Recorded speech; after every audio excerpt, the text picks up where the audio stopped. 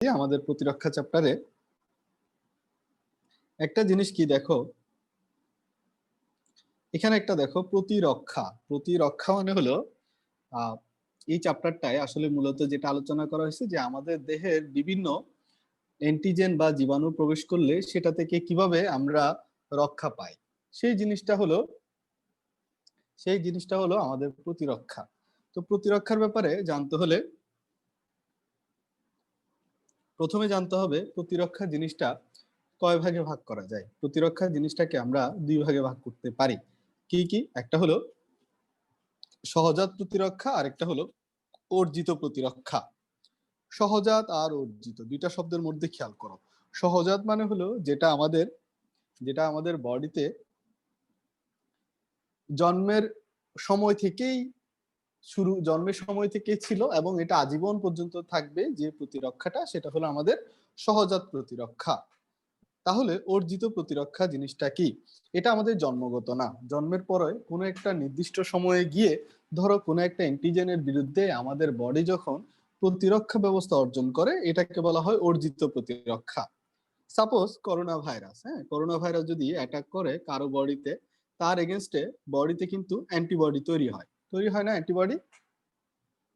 এই অ্যান্টিবডিটা যখন থাকে তখন তোমার দ্বিতীয়বার করোনা ভাইরাস অ্যাটাক করলেও খুব বেশি ইফেক্ট পড়ে না। তাহলে প্রথমবার করোনা ভাইরাসের ইফেক্টের কারণে এটার অ্যান্টিবডি তৈরি হয়েছে। দেখো, করোনা ভাইরাসের অ্যান্টিবডি কিন্তু তোমার জন্মের সময় ছিল না, এই যে এখন এসে ধরো যে আক্রান্ত হচ্ছে তার মধ্যে উৎপন্ন হচ্ছে। তাহলে এটা জন্মের পরে কোনো এক সময় গিয়ে এটা আমাদের অর্জিত হচ্ছে, এটার বিরুদ্ধে প্রতিরক্ষা। তাহলে এটা একটা অর্জিত প্রতিরক্ষা।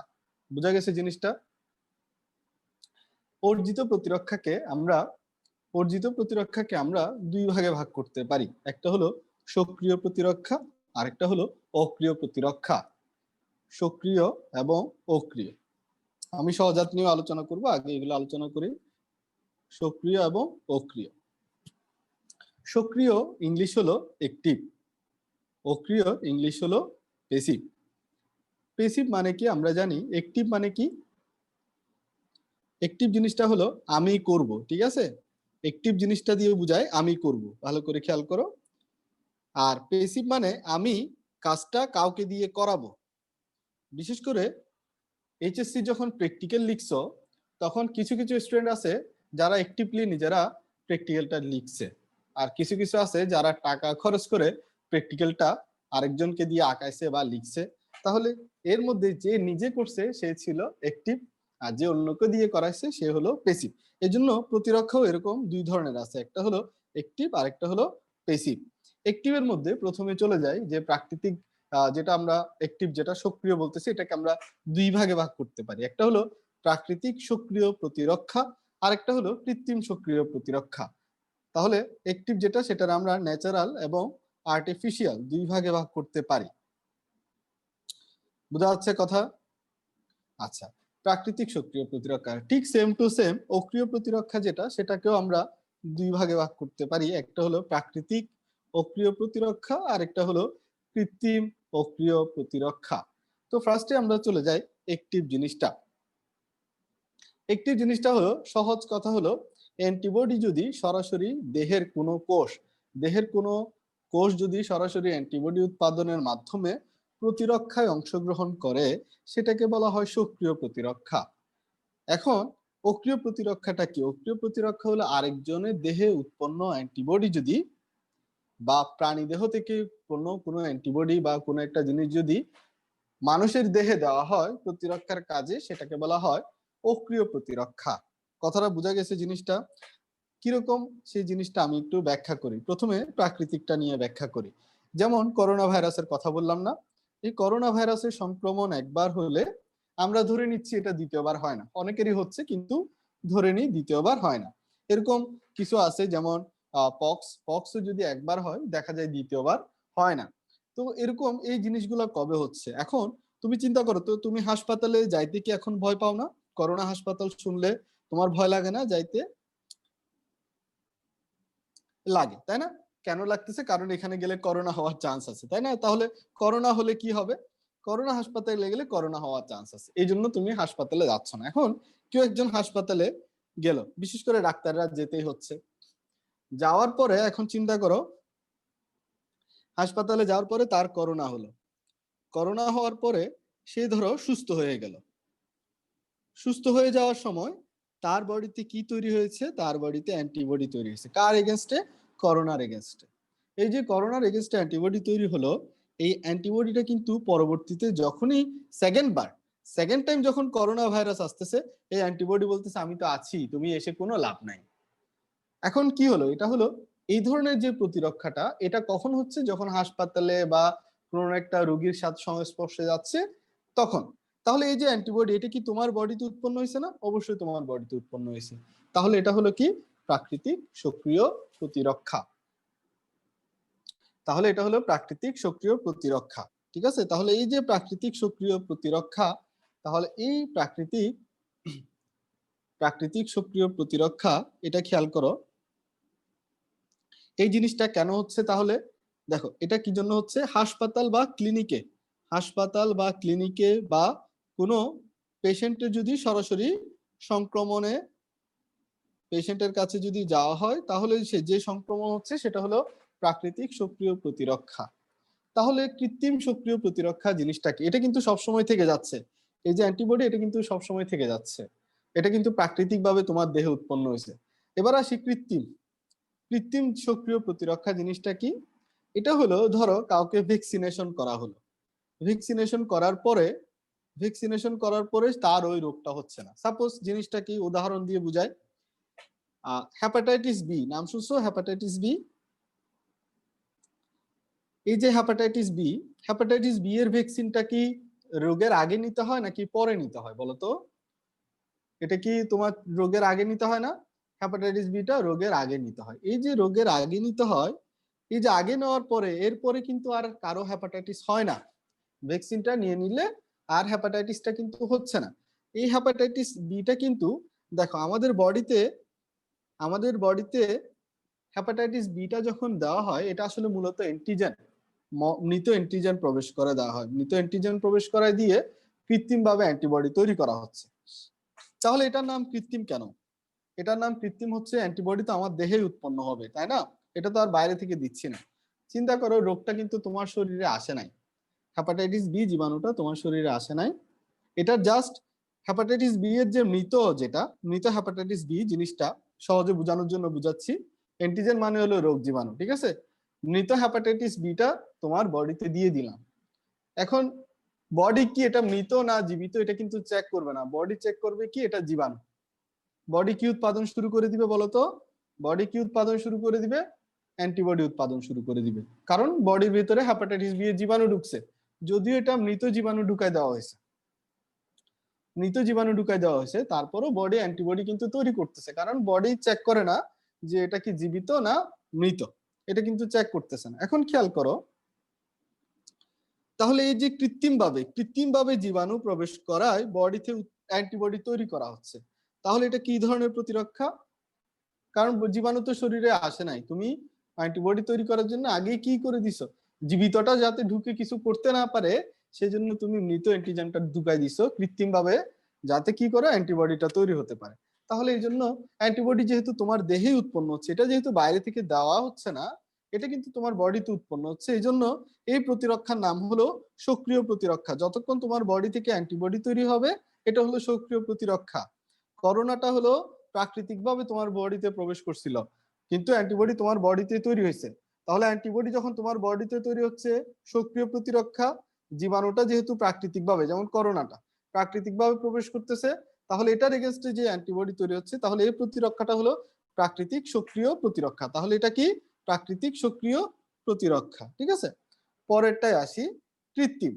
এই যে অ্যান্টিজেন, হ্যাপাটাইটিস বি এর মৃত অ্যান্টিজেন যেটা প্রবেশ করায় দেওয়া হচ্ছে, তাহলে এটা কৃত্রিম ভাবে দেওয়া হচ্ছে, কিন্তু অ্যান্টিবডিটা তোমার বডিতে উৎপন্ন হচ্ছে। তাহলে হ্যাপাটাইটিস বি এর এগেনস্টে যে ভ্যাকসিনেশন, এটা তাহলে কি ধরনের প্রতিরক্ষা?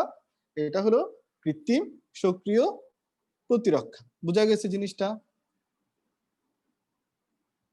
আমি কি এই জায়গাটা বুঝাইতে পারছি? আচ্ছা, এবার আসি আমরা কৃত্রিম এই যে অক্রিয় প্রতিরক্ষা। আচ্ছা, তোমরা আজকে অপ্রয়োজনীয় কোয়েশ্চেন করিও না। অনেকে বলতেছো স্যার মাথা ব্যথা করলে কি ওষুধ খাবো, আরেকজন বলছে চোখের রোগ আবার হয় কিনা। এগুলো কোয়েশ্চেন না করে একটু পড়াইতে দাও আমাকে, কারণ এগুলো তো অপ্রয়োজনীয় জিনিস। আমি চেম্বারের নাম্বার দিব না, চেম্বারের টাইমে কল দিও, ওই টাইমে আমি তোমাদের চিকিৎসা দিব না, ঠিক আছে? আচ্ছা, এবার আসি অক্রিয় প্রতিরক্ষা। অক্রিয় প্রতিরক্ষার মধ্যে, ঠিক আছে, দেখো, প্রাকৃতিক একটার বেতন দিয়ে দুইটা কাজ সারি ফেলতে যাচ্ছিস না তোরা? দেখ, প্রাকৃতিক এবং কৃত্রিম, প্রাকৃতিক এবং কৃত্রিম না, অক্রিয় প্রতিরক্ষা। এখন আসি আমরা অক্রিয় প্রতিরক্ষার মধ্যে প্রাকৃতিক এবং কৃত্রিম প্রতিরক্ষার মধ্যে একটু খেয়াল করো। এখানে মূল কথা যেটা, অ্যান্টিবডিটা কিন্তু তোমার বডিতে উৎপন্ন হবে না, অ্যান্টিবডিটা তোমার আরেকজনের বডি থেকে আসবে। এখন আরেকজনের বডি বলতে আমাদেরকে একমাত্র নিঃশর্তভাবে যে মানুষটা অ্যান্টিবডি দেয় তার নাম হলো কি বলতো? আমরা সবাই জানি যে আমাদেরকে কোনো নিঃস্বার্থভাবে দিয়ে দেয়, তাই না? সে হলো মা। মা হলো জন্মের আগেও দেয়, জন্মের পরেও দেয়, জন্মের আগেও দেয়, কি দেয়, জন্মের পরেও দেয়। মা অ্যান্টিবডি কি দেয়? জন্মের আগেও দিতে পারে, জন্মের পরেও দিতে পারে। জন্মের আগে যখন মায়ের মায়ের কোথায় আমরা গর্ভে থাকি তখন অমরার মাধ্যমে দেয়। আর আমরা যখন জন্মের পরে কিসের মাধ্যমে দেয়? মায়ের দুধের মাধ্যমে, তাই না? মাতৃদুগ্ধ। তাহলে এই দুইভাবে হলো মা হলো তার সন্তানকে অ্যান্টিবডি দিয়ে থাকে। তাহলে জন্মের আগে অমরার মাধ্যমে যে অ্যান্টিবডিটা আসে তার নাম হলো ইমিউনোগ্লোবুলিন জি। তার নাম কি? ইমিউনোগ্লোবুলিন জি। আর জন্মের পরে মায়ের দুধের মাধ্যমে যেটা আসে সেটা হলো ইমিউনোগ্লোবুলিন এ। তাহলে চিন্তা করো তো, এই অ্যান্টিবডিগুলা, এই যে ইমিউনোগ্লোবুলিন এ আর ইমিউনোগ্লোবুলিন জি উৎপন্ন হচ্ছে মায়ের শরীরে, কিন্তু এটার সুবিধা ভোগ করতেছে কারা বলতো? এটা সুবিধা ভোগ করতেছে কারা? এটা সুবিধা ভোগ করতেছে সন্তান, আমরা, তাই না? এই যে সন্তান ভোগ করতেছে, তাহলে খেয়াল করো, এই যে মায়ের দেহ, মায়ের দেহটা কি একটা প্রাকৃতিক ভাবে জায়গা না? একটা প্রাকৃতিক জায়গা না মায়ের দেহটা? নাকি এটা প্রাকৃতিক না? অবশ্যই মায়ের দেহটা একটা প্রাকৃতিক জায়গা। তাহলে মায়ের দেহে উৎপন্ন হচ্ছে অ্যান্টিবডি, তাহলে এটা আমরা প্রাকৃতিক বলতে পারি। এটাকে অক্রিয় কেন বলতেছি? কারণ এটা আমাদের শরীরে কাজে লাগতেছে, মায়ের শরীরে না, সন্তানের শরীরে কাজে লাগতেছে, এই জন্য এটার নাম হলো পেসিভ। পেসিভ জিনিসটা আমি কিন্তু বুঝাইছি তোমাদেরকে, আমার মনে হয় ইজিলি বুঝতে পারতেছো জিনিসটা। তাহলে মায়ের দেহ উৎপন্ন হচ্ছে প্রাকৃতিক ভাবে, কিন্তু সন্তানের দেহে কাজে লাগতেছে। এই ধরনের প্রতিরক্ষাকে বলা হয় প্রাকৃতিক অক্রিয় প্রতিরক্ষা। বোঝা গেছে? তাহলে মায়ের শাল দুধ বা মায়ের দুধের উদাহরণটা কিসের মধ্যে পড়বে বলতো? কোন প্রতিরক্ষার উদাহরণের মধ্যে পড়বে? প্রাকৃতিক অক্রিয় প্রতিরক্ষার মধ্যে পড়বে। বুঝা গেছে জিনিসটা? আচ্ছা, এখন আসি আমরা কৃত্রিম অক্রিয় প্রতিরক্ষা জিনিসটা কি। কৃত্রিম অক্রিয় প্রতিরক্ষা হলো, দেখো, কৃত্রিম অক্রিয় প্রতিরক্ষা হলো, ধরো কোনো পেশেন্ট করোনা আক্রান্ত হয়েছে, তাই না? আমরা করোনা পেশেন্টের কি জিনিসটা খুঁজি বলতো? করোনা পেশেন্টের প্লাজমা জিনিসটা খুঁজি, ঠিক আছে? করোনা পেশেন্টের প্লাজমা জিনিসটা খুঁজি। এই প্লাজমা জিনিসটা হলো, এই প্লাজমা জিনিসটা দেখো, একজন রোগী যখন রোগাক্রান্ত হয়েছে, রোগাক্রান্ত হওয়ার পরে তার যখন সেরে ওঠা, সে যখন সেরে উঠছে ওই রোগ থেকে, তারপর তার প্লাজমাটা আমরা ইউজ করতেছি। বুঝছো জিনিসটা? তাহলে এটা হলো কৃত্রিম অক্রিয় প্রতিরক্ষাটা আমরা কি করতেছি, দেখো, এই যে প্লাজমাটা, এই প্লাজমার মধ্যে কিন্তু কি থাকে? করোনার মৃত জীবাণু থাকে, করোনার মৃত জীবাণু থাকে। তো করোনার মৃত জীবাণু থাকে প্লাস অ্যান্টিবডি থাকে, দুইটা জিনিসই থাকে। তো এখন এই অ্যান্টিবডিটা খেয়াল করো, করোনার এগেইনস্টে যেহেতু অ্যান্টিবডি যেটা, এটা বডিতে তৈরি হওয়ার আগে আরেকজনের বডিতে তৈরি হওয়া অ্যান্টিবডিটা আমরা কৃত্রিম ভাবে ব্লাড থেকে কালেক্ট করে আরেকজন পেশেন্টকে দিচ্ছি, তাহলে এটা কি কৃত্রিম না? এখন তুমি বলতে পারো এটাও তো প্রাকৃতিক, মানুষের দেহে উৎপন্ন হয়েছে। একটা জিনিস তোমরা এখানে একটা কোয়েশ্চেন করতে পারো, এটা তো মানুষের দেহে উৎপন্ন হয়েছে, তাহলে এটাকে আমরা কেন কৃত্রিম বলতেছি? খেয়াল করো, মানুষের দেহের আমরা ধরো ব্লাড যেটা কালেক্ট করছি, পুরা ব্লাডটা কিন্তু দিচ্ছি না, দিচ্ছি হলো তার মধ্য থেকে কালেক্ট করা প্লাজমাটা। প্রথম কথা হলো এটা। দ্বিতীয় কথা হলো সব মানুষের প্লাজমা দিয়ে হচ্ছে না, শুধুমাত্র যারাই আক্রান্ত হচ্ছে তাদের প্লাজমাটা ইউজ করতেছি। 3 নাম্বার কথা হলো এর মধ্যে করোনার জীবাণু আছে, করোনার মৃত অ্যান্টিজেন যেগুলো আছে এগুলোরও আমরা ইউজ করতেছি যাতে আমাদের জীবাণু মানুষের দেহ যাতে ওইটাকে চিনে, ওই অ্যান্টিবডি ওই মানুষের অ্যান্টিবডির পাশাপাশি নিজের দেহ অ্যান্টিবডি তৈরি করতে পারে। তাহলে কয়েকটা কারণ মিলাই আমরা এটারে বলতে পারি যে কি এটা কৃত্রিম অক্রিয় প্রতিরক্ষা। সহজ কথায়, তোমরা বেশি একটা কঠিন করার দরকার নেই, শুধু একটা জিনিস মনে রাখবা যে প্লাজমা রোগাক্রান্ত কোনো পেশেন্টের প্লাজমা যদি ইউজ করা হয় তখন সেটাকে আমরা বলতে পারি কৃত্রিম অক্রিয় প্রতিরক্ষা। বোঝা গেছে জিনিসটা? তাহলে এগুলো গেল আমাদের অর্জিত প্রতিরক্ষা। এখন অর্জিত প্রতিরক্ষা এখানে একটা জিনিস আমরা বলতে গিয়ে স্মৃতিচারণ করার মতো অংশ হয়ে গেল, যেটা সেটা হলো অ্যান্টিবডি।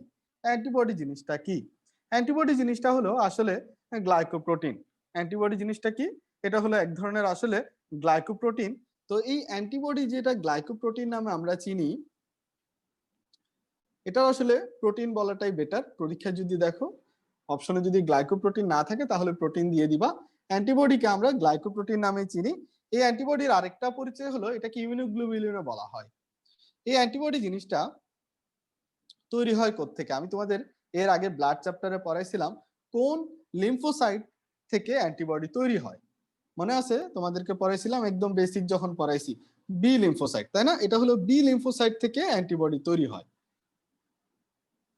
বি লিম্ফোসাইট থেকে তৈরি হয় এই ইমিউনোগ্লোবুলিন বা অ্যান্টিবডি, তাই না? এই বি লিম্ফোসাইট হলো যখন অ্যান্টিবডি তৈরি করে, এই বি লিম্ফোসাইটটাকে কি করতে হয়? এটাকে তোমার ডিফারেন্সিয়েট করতে হয়। তো এটা বি লিম্ফোসাইটটা যখন ডিফারেন্সিয়েট করে বা পরিণত হয় তখন সেগুলাকে আরেকটা নামেও ডাকা হয়, কি নাম? প্লাজমা কোষ। তো অনেক সময় দেখবা যে বি লিম্ফোসাইট না থেকে অপশনে কিও আছে, প্লাজমা কোষও আছে। তাহলে বি লিম্ফোসাইটকে আমরা আরেকটা কি নামে চিনবো? সেটা হলো প্লাজমা কোষ। বি লিম্ফোসাইট আসলে বেশ কয়েক ধরনের আছে, যার মধ্যে প্লাজমা কোষ যেগুলো আছে এগুলাই মূলত অ্যান্টিবডি তৈরি করে। তো মানুষের দেহে কত ধরনের অ্যান্টিবডি থাকে? মানুষের দেহে প্রায় 10 কোটি ধরনের বা 100 মিলিয়ন অ্যান্টিবডি, 100 মিলিয়ন ধরনের কি থাকে? অ্যান্টিবডি থাকে। 100 মিলিয়ন বা কি 10 কোটি টাইপের অ্যান্টিবডি থাকে। তাহলে খেয়াল করো প্রচুর অ্যান্টিবডি, তাই না? তো এই যে অ্যান্টিবডি গুলা এগুলা কিন্তু উৎপন্ন হয় অ্যান্টিজেন অনুসারে, এগুলা কিন্তু সবসময় স্থায়ীভাবে থাকে না। তার মানে কি অ্যান্টিবডি কিছু আছে স্থায়ীভাবে থাকে। কি কি থাকে? যেগুলা সবসময় পাওয়া যায় অ্যান্টিবডি সেগুলা হলো, সেগুলাকে আমরা চিনি হলো গেমট নামে, GAMED, গেমট। এগুলাকে বলা হয় ইমিউনোগ্লোবুলিন গেমট। এই যে IgGAMED, দেখো ইমিউনোগ্লোবুলিন প্রথমে চলে যায় ইমিউনোগ্লোবুলিন জি নিয়ে। ইমিউনোগ্লোবুলিন জি জিনিসটা কি? এখানে জি কেন নামকরণ করা হয়েছে? এগুলো আসলে অ্যামাইনো অ্যাসিডের ক্রমানুসারে নামকরণ করা হয়। যদি অ্যামাইনো অ্যাসিডের চেন যদি গামা চেন থাকে, যদি কোন চেন থাকে? গামা চেন থাকে, তখন সেই ইমিউনোগ্লোবুলিনের নাম হয়ে যায় কি? ইমিউনোগ্লোবুলিন জি। এরপরে যদি এ চেন মানে হলো আলফা চেন বলে এটাকে, যদি আলফা চেন থাকে তখন সেটাকে বলা হয় ইমিউনোগ্লোবুলিন এ। যখন তোমার মিউ চেন থাকবে, এটা হলো মিউ চেন, মিউ চেন যদি থাকে তখন সেটাকে বলা হয় কি? Immunoglobulin M. দেন হলো তোমার ই কোনটা? ই হলো যদি এপসাইলন থাকে, এপসাইলন চেন থাকলে সেটাকে বলা হয় ইমিউনোগ্লোবুলিন ই। এরপর আসি আমরা ডেল্টা চেন। ডেল্টা চেন হলো থাকলে তাকে বলা হয় ইমিউনোগ্লোবুলিন ডি। তাহলে আমরা সহজে কিভাবে মনে রাখবো? গেমট দিয়ে। এখন আসি গেমটের পরে প্রথমেই যেটা সবচেয়ে জরুরি, পরিমাণে সবচেয়ে বেশি কোনটা থাকে, পরিমাণে সবচেয়ে কম কোনটা থাকে। পরিমাণে সবচেয়ে বেশি যেটা থাকে সেটা হলো ইমিউনোগ্লোবুলিন জি। পরিমাণ কত কে বলতে পারবা? সবচেয়ে বেশি কিন্তু ইমিউনোগ্লোবুলিন জি থাকে 75%। সাবাস। ইমিউনোগ্লোবুলিন জি কত পার্সেন্ট পাওয়া যায়? 75% ইমিউনোগ্লোবুলিন জি পাওয়া যায়। ঠিক আছে? আচ্ছা, এবার হলো সবচেয়ে কম কোনটা পাওয়া যায়? সবচেয়ে কম যেটা পাওয়া যাবে সেটাকে আমরা কি বলবো? দুর্লভ। দুর্লভ ইমিউনোগ্লোবুলিন সবচেয়ে কম কত? 0.1% এর মতো, তাই না? 0.1% এর মতো হলে সেটা হলো কি? ইমিউনোগ্লোবুলিন ই। এটা হলো সবচেয়ে কম পরিমাণে থাকে, এই জন্য এটাকে বলা হয় দুর্লভ ইমিউনোগ্লোবুলিন। এখন খেয়াল করো, একটু ভালো করে খেয়াল করো, এই যে জি চেন এর মধ্যে বাকিগুলোর পরিমাণ আমরা পরে শিখবো। বাকিগুলোর পরিমাণ আমি পরে দেখাচ্ছি। এখানে খেয়াল করো, এবার আসি দুইটা প্রশ্ন। সবচেয়ে ক্ষুদ্রতম ইমিউনোগ্লোবুলিন বলা হয় কাকে, এবং সবচেয়ে বড় ইমিউনোগ্লোবুলিন কোনটা? সবচেয়ে ক্ষুদ্রতম ইমিউনোগ্লোবুলিন হলো জি। সবচেয়ে ক্ষুদ্রতম ইমিউনোগ্লোবুলিন কোনটা? এটা হলো জি। আর সবচেয়ে বড় হলো কি? এম। সাবাস। সবচেয়ে বড় বা বৃহত্তম ইমিউনোগ্লোবুলিন হলো কোনটা? এম। বুঝা যাচ্ছে কথাগুলা আমি কোনটাকে কি বুঝাচ্ছি? আচ্ছা, সবচেয়ে ক্ষুদ্রতম হলো জি, সবচেয়ে বৃহত্তম হলো এম। আচ্ছা, এই এমটা ইমিউনোগ্লোবুলিন জি এর চেয়ে কত গুণ বড়? ইমিউনোগ্লোবুলিন জি এর চেয়ে কত গুণ বড়? 5 গুণ বড়। ইমিউনোগ্লোবুলিন জি এর চেয়ে কত গুণ বড়? 5 গুণ বড়, মানে ছোটটার চেয়ে এটা প্রায় 5 গুণ বড়। আচ্ছা, এখন চলে আসি প্রত্যেকটা ইমিউনোগ্লোবুলিনের বিশেষ বিশেষ বৈশিষ্ট্য আলোচনায়। তো বিশেষ বিশেষ বৈশিষ্ট্য আলোচনায় প্রথমে চলে যায় ইমিউনোগ্লোবুলিন জি এর।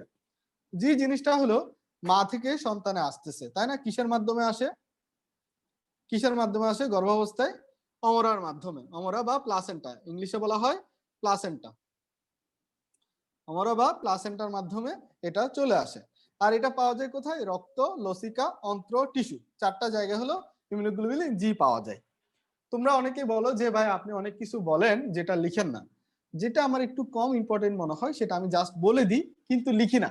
তো তোমরা ধরে নিবা যা বলতেছি হয়তো লিখি না, এটা একটু কম ইম্পর্টেন্ট, ঠিক আছে? আচ্ছা, ইমিউনোগ্লোবুলিন জি।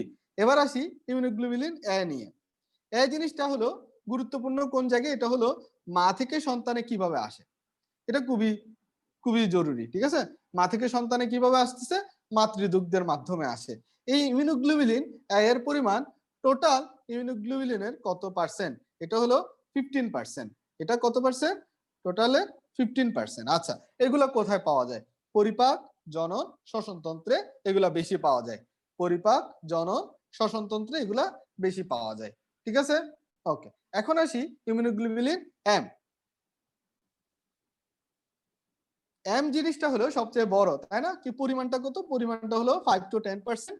এটা পাওয়া যায় কোথায়? এটা পাওয়া যায় অ্যাবিও ব্লাড গ্রুপের মাধ্যমে।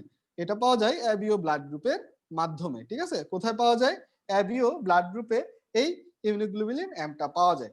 তো অ্যাবিও ব্লাড গ্রুপ মানে কি? ব্লাডের মধ্যে কি আছে? রক্ত, লসিকা এগুলো আছে। এগুলোর মধ্যে তো তাহলে কি পাওয়া যাবে? ইমিউনোগ্লোবুলিন এম পাওয়া যাবে। সাথে একটা জিনিস স্পেসিফিক্যালি জেনে রাখো, ইমিউনোগ্লোবুলিন এম এর পরিমাণ স্বাভাবিকের চেয়ে যদি 4 গুণ বেড়ে যায় কোন রোগের ক্ষেত্রে? এটা হলো ডেঙ্গুর ক্ষেত্রে। ডেঙ্গুর ক্ষেত্রে ইমিউনোগ্লোবুলিন এম এর পরিমাণ স্বাভাবিকের চেয়ে কত গুণ বেশি হয়ে যায়? 4 গুণ বেশি হয়ে যায়।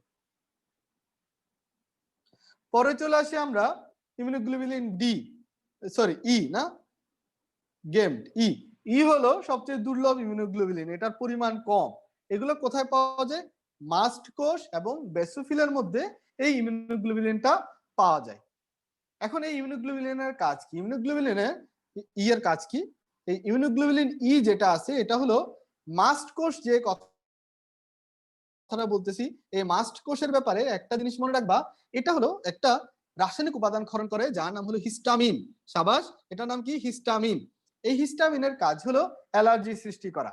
হিস্টামিনের কাজ কি? অ্যালার্জি সৃষ্টি করা। এখন এই যে অ্যালার্জি সৃষ্টি করে, অ্যালার্জি বিভিন্ন ধরনের হতে পারে। এটা ইনফ্লামেটরি রেসপন্স, মানে বিভিন্ন ধরনের প্রদাহ সৃষ্টি করে। এই প্রদাহটা জয়েন্টেও হতে পারে, জয়েন্টেও প্রদাহ হইতে পারে। জয়েন্টে যখন প্রদাহ হয় সেটাকে বাংলায় বলা হয় সন্ধি বাত। দেখো, বাত মানে হলো কি? পেন। আর সন্ধি হলো কি? জয়েন্ট। সন্ধি হলো কি? জয়েন্ট। এই যে অ্যালার্জি হিস্টামিনের জন্য জয়েন্টও কি হতে পারে? পেন হতে পারে, যেটাকে আমরা বাংলায় নাম দিছি কি? সন্ধি বাত। মনে থাকবে জিনিসটা।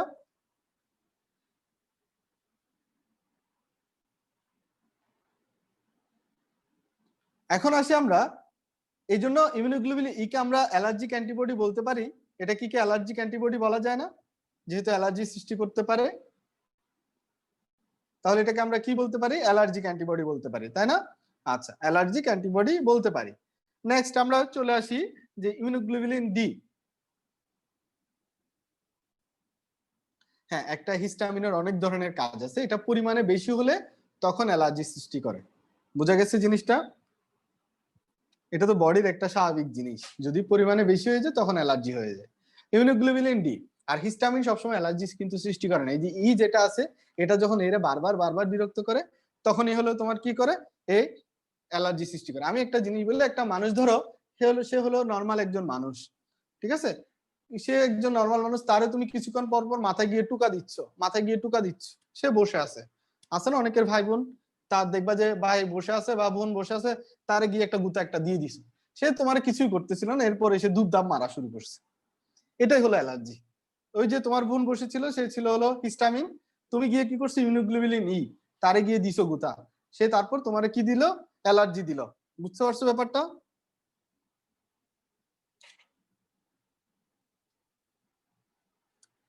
আচ্ছা, এখন আসি আমরা ইমিউনোগ্লোবুলিন ই এর পরে আসি ইমিউনোগ্লোবুলিন ডি।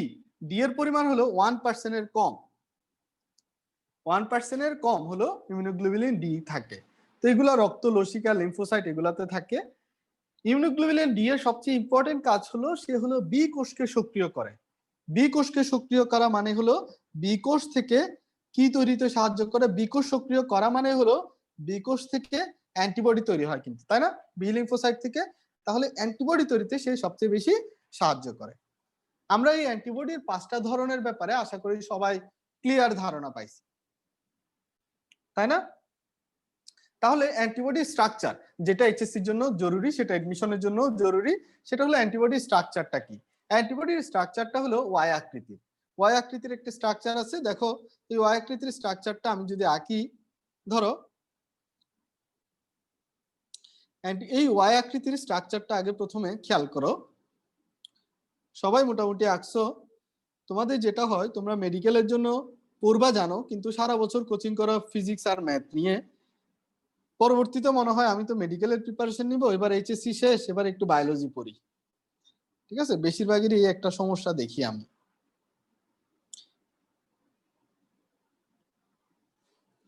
যাদের মেডিকেলের প্ল্যান ছিল তাদের উচিত ছিল শুরু থেকে বায়োলজি পড়া।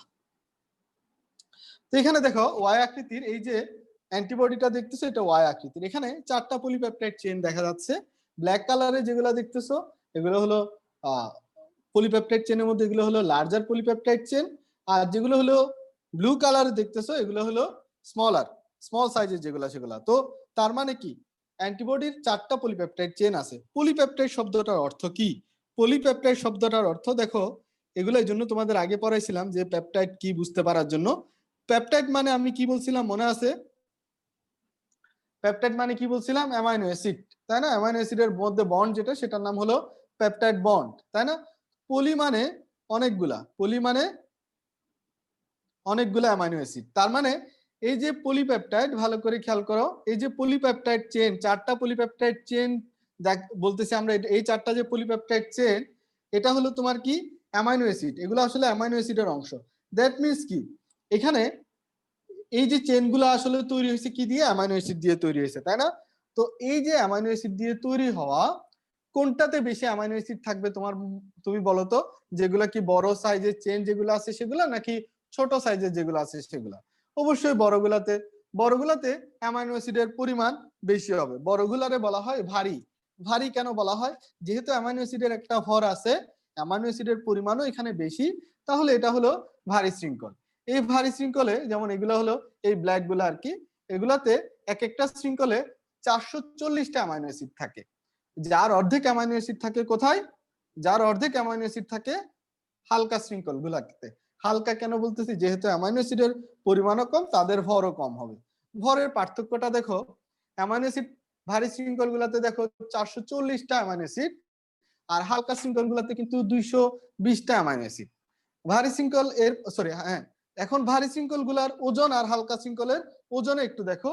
ভারী শৃঙ্খলের ওজন হলো 50 থেকে 70 কিলো ডালটন, আর হালকা শৃঙ্খল গুলার ওজন হলো খুবই কম, কত? মাত্র 23 কিলো ডালটন। এটা আবার কেউ অর্ধেক করে দিও না, এটা হলো 23 কিলো ডালটন। এই টার্মগুলো খুব ভালো করে মনে রাখতে হবে।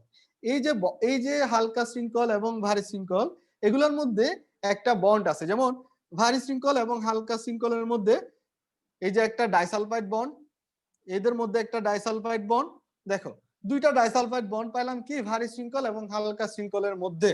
আবার ভারী শৃঙ্খল আর ভারী শৃঙ্খলের নিজেদের মধ্যে একটা ডাইসালফাইড বন্ড আছে। তার মানে বলতো কয়টা ডাইসালফাইড বন্ড থাকে একটা অ্যান্টিবডিতে? 3টা ডাইসালফাইড বন্ড থাকে। সাবাস, একটা অ্যান্টিবডিতে 3টা ডাইসালফাইড বন্ড থাকে। পরীক্ষায় প্রশ্নগুলো দেখো এভাবে আসতে পারে যে ভারী এবং অ্যান্টিবডির ভারী এবং হালকা শৃঙ্খলার মধ্যে মোট কয়টি ডাইসালফাইড বন্ড থাকে? ঠিক আছে, অ্যান্টিবডির ভারী এবং হালকা শৃঙ্খলার মধ্যে কয়টি ডাইসালফাইড বন্ড থাকে? এখন আমি তো পড়াইছি, এখানে খেয়াল করো, এখানে বুঝে বুঝে আনসার করবা। 2টা। যদি বলা হয় ভারী ভারী শৃঙ্খলার মধ্যে কয়টা ডাইসালফাইড বন্ড থাকে? একটা। পরীক্ষার প্রশ্নগুলা দেখবা কমন আসবে, জাস্ট চিন্তা করে আনসার দিবা। যদি বলে পুরো অ্যান্টিবডি, একটি অ্যান্টিবডিতে কয়টি কয়টি ডাইসালফাইড বন্ড, এটা কিন্তু মিনিমাম, ম্যাক্সিমামও থাকতে পারে, মিনিমাম, হ্যাঁ, আরো বেশিও থাকতে পারে। মিনিমাম কতটা থাকে এটা কিন্তু মিনিমাম, হ্যাঁ, খেয়াল রাখবা। সর্বনিম্ন কতটা থাকে এই শব্দটা খেয়াল রাখবা। এখন আসি আমরা এই অ্যান্টিবডির মধ্যে, ছবিটা মুছে দিলাম। আচ্ছা, এই যে অ্যান্টিবডির মধ্যে একটু খেয়াল করো, অ্যান্টিবডির মধ্যে আমি একটু কালার করি, কালার করতেছি, রেড কালার করব। এই রেড কালারটা হলো, খেয়াল করবা, একটা অ্যান্টিবডিতে 2টা অঞ্চল থাকে। এই যে প্রত্যেকটা পলিপেপটাইড চেনে 2টা করে অঞ্চল থাকে, একটা হলো স্থায়ী অঞ্চল, একটা হলো পরিবর্তনশীল অঞ্চল। তো পরিবর্তনশীল অঞ্চলটাকে আমি রেড মার্কিং করতেছি। দেখো, এটা হলো পরিবর্তনশীল অঞ্চল, দেখতেছো, এটা হলো পরিবর্তনশীল অঞ্চল। আশা করি রেড মার্কিং দেখতেছো তোমরা। এটা হলো পরিবর্তনশীল অঞ্চল, ধরো এগুলো হলো পরিবর্তনশীল অঞ্চল। তো এই পরিবর্তনশীল অঞ্চল দিয়ে আমি কি বুঝাচ্ছি? পরিবর্তনশীল অঞ্চল মানে কি? যেখানে অ্যামাইনো অ্যাসিড গুলা তাদের অবস্থান পরিবর্তন করতে পারে, তাদেরকে বলা হয় পরিবর্তনশীল অঞ্চল। কেন এই পরিবর্তনশীল অঞ্চলের দরকার পড়ে? আমরা অ্যামাইনো অ্যাসিডের বিভিন্ন নাম পড়ছিলাম, মনে আছে? লিউসিন, আইসোলিউসিন, ভ্যালিন, যারা পলিপেপটাইড চেইন বা প্রোটিন তৈরি করে, মনে আছে? নাম পড়ছিলাম, অত্যাবশ্যকীয়, অনাবশ্যকীয়। এই অ্যামাইনো অ্যাসিড গুলা যখন চেইন আকারে থাকে, ধরো আমি একটা চেইন দিচ্ছি, valine, leucine, isoleucine and tryptophan. এই অ্যামাইনো অ্যাসিড গুলো এভাবে ক্রম অনুসারে সজ্জিত আছে। কোন জায়গায়? ধরো এই জায়গায়, ব্লু কালার, এই ব্ল্যাক কালার দিকে খেয়াল করো, এই জায়গায় ধরো এটা সজ্জিত আছে, ঠিক আছে? এখন বডিতে ধরো কোনো অ্যান্টিজেন ঢুকছে, ওই অ্যান্টিজেনের জন্য এই অ্যান্টিবডিটা পারফেক্ট না। জাস্ট অ্যামাইনো অ্যাসিড গুলো যদি অবস্থান চেঞ্জ করে ফেলে, তাহলে কিন্তু ওই অ্যান্টিজেনের এগেইনস্টে অ্যান্টিবডি তৈরি হয়ে যাবে। ধরো LITV, ওই এই যে পরিবর্তনশীল অঞ্চলে কি হলো, অ্যামাইনো অ্যাসিড গুলা অবস্থান চেঞ্জ করলো। এই যে অবস্থান চেঞ্জ করলো না, দেখতেছো না? LITV, ভিটা শেষে হয়ে চলে গেল। অ্যামাইনো অ্যাসিডের এরকম যদি অবস্থান পরিবর্তন হয়, তখন কিন্তু নতুন নতুন অ্যান্টিবডি তৈরি হতে পারে। তাহলে কোন জায়গায় অ্যামাইনো অ্যাসিড গুলো শুধু অবস্থান পরিবর্তন করতে পারে? স্থায়ী অঞ্চলে নাকি পরিবর্তনশীল অঞ্চলে? আমি কি একাই কষ্ট করব নাকি তোমরা একটু আনসার দিবা?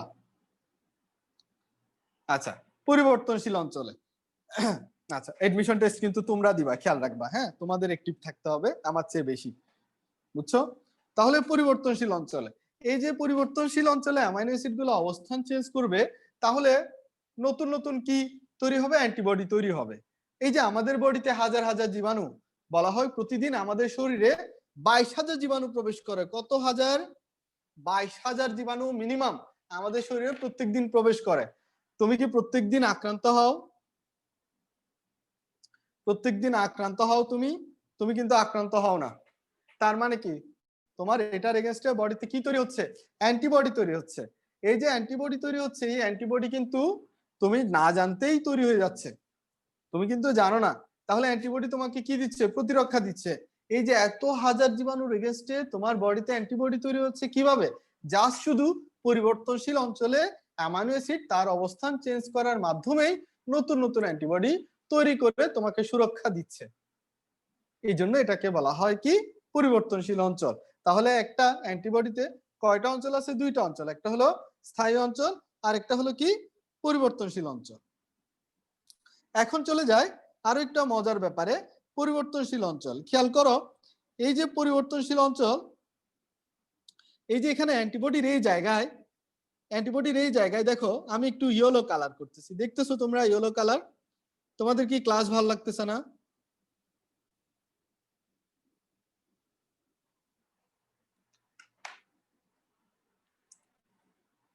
আচ্ছা, এখন চলে আসি আমি যে জায়গায় দেখো অ্যান্টিবডি শৃঙ্খলে, অ্যান্টিবডি শৃঙ্খলের এখানে দেখো, এখানে ইয়েলো কালার যে অংশটা করছি, এই ইয়েলো কালার করা অংশটাকে আমরা কি নামকরণ করতে পারি? এটাকে বলা হয় কবজা। তো প্রশ্ন হতে পারে কবজা জিনিসটা কি, কবজার কাজ কি, বা কবজা এখানে থাকবে কেন? কবজা জিনিসটা হলো, আমি বলি, এটাকে বলা হয়, এটা আসলে হলো একটা সেন্টার। অ্যান্টিবডি যখন অ্যামাইনো অ্যাসিডের অবস্থান চেঞ্জ করে, পরিবর্তনশীল অ্যামাইনো অ্যাসিড হতে হয় না, পরিবর্তনশীল অ্যামাইনো অ্যাসিডের যে জায়গাটা আছে, অ্যামাইনো অ্যাসিড যখন তার পজিশন চেঞ্জ করতেছে, তাহলে অ্যান্টিবডিটা কিন্তু ভেঙে যাওয়ার কথা প্রেসারের জন্য। ওই প্রেসারের জন্য অ্যান্টিবডিটা যাতে তার স্ট্রাকচারটা যাতে কি না হয়, ভেঙে না যায়, এই জন্য এটা কি করে, নমনীয়তা দান করে, ইলাস্টিসিটি। এটা কি করে, ইলাস্টিসিটি দান করে, যাতে ভেঙে না যায়। বুঝা গেছে জিনিসটা? তাহলে কবজার কাজ কি? নমনীয়তা দান করা। এখন চলে আসি আমরা তাহলে অ্যান্টিবডির ব্যাপারে। এভাবে এই যে অবস্থান চেঞ্জ করার মাধ্যমে যখন এরকম হাজার হাজার অ্যান্টিবডি তৈরি হয়, তখন সেটাকে বলা হয় variable diversity joining subgene. Variable diversity joining subgene বলা হয় এটাকে, ভিডি যে রিকম্বিনেশন বলা হয়। এভাবে প্রায় 10 কোটি অ্যান্টিবডি তৈরি হতে পারে। প্রথমে বলছিলাম না, মনে আছে আমাদের বডিতে কত অ্যান্টিবডি তৈরি হতে পারে? 10 কোটি অ্যান্টিবডি তৈরি হতে পারে, তাই না? এই 10 কোটি অ্যান্টিবডি তাহলে এভাবেই তৈরি হয়। এখন চিন্তা করো, যেটার জন্য এই যে নতুন অ্যান্টিবডি তৈরি হয় না, অ্যামাইনো অ্যাসিড যখন অবস্থান চেঞ্জ করে নতুন অ্যান্টিবডি তৈরি হয়, সেটাকে বলা হয় কি? সেটাকে বলা হয় প্যারাটপ। এইভাবে নতুন অ্যান্টিবডি তৈরি হওয়াকে কি বলা হয়? এভাবে নতুন অ্যান্টিবডি যেগুলো তৈরি হয় সেগুলোকে বলা হয় কি? প্যারাটপ। তাহলে প্যারাটপ জিনিসটা কি? প্যারাটপ জিনিসটা হলো অ্যান্টিবডি। প্যারাটপ জিনিসটা কি? অ্যান্টিবডি। প্যারাটপ অ্যান্টিবডির কাজ কি? অ্যান্টিবডি কাকে ধ্বংস করবে বা কাকে নিষ্ক্রিয় করে দিবে? অ্যান্টিজেনকে। তাহলে অ্যান্টিজেনকে যদি আমরা তালার সাথে তুলনা করি, তাহলে অ্যান্টিবডি, এটা যদি অ্যান্টিজেন হয় তালা, তাহলে চাবিকে,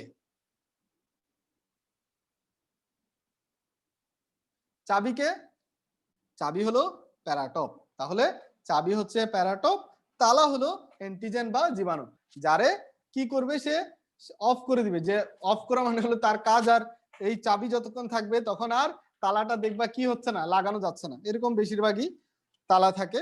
আগের যুগের গুলো অবশ্য আলাদা। তো জাস্ট এটা মনে রাখো, অ্যান্টিজেনটা হলো তালা এবং প্যারাটপটা হলো চাবি। বুঝা গেছে জিনিসটা?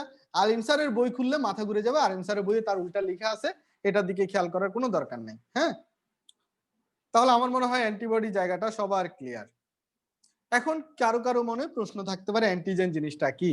অ্যান্টিজেন জিনিসটা হলো জীবাণু। অ্যান্টিজেন জিনিসটাও একটু ক্লিয়ার করে দিই। অ্যান্টিজেন জিনিসটা জীবাণু। এই যে জীবাণু যেটা, এটা হলো 1903 সালে আবিষ্কার হয়।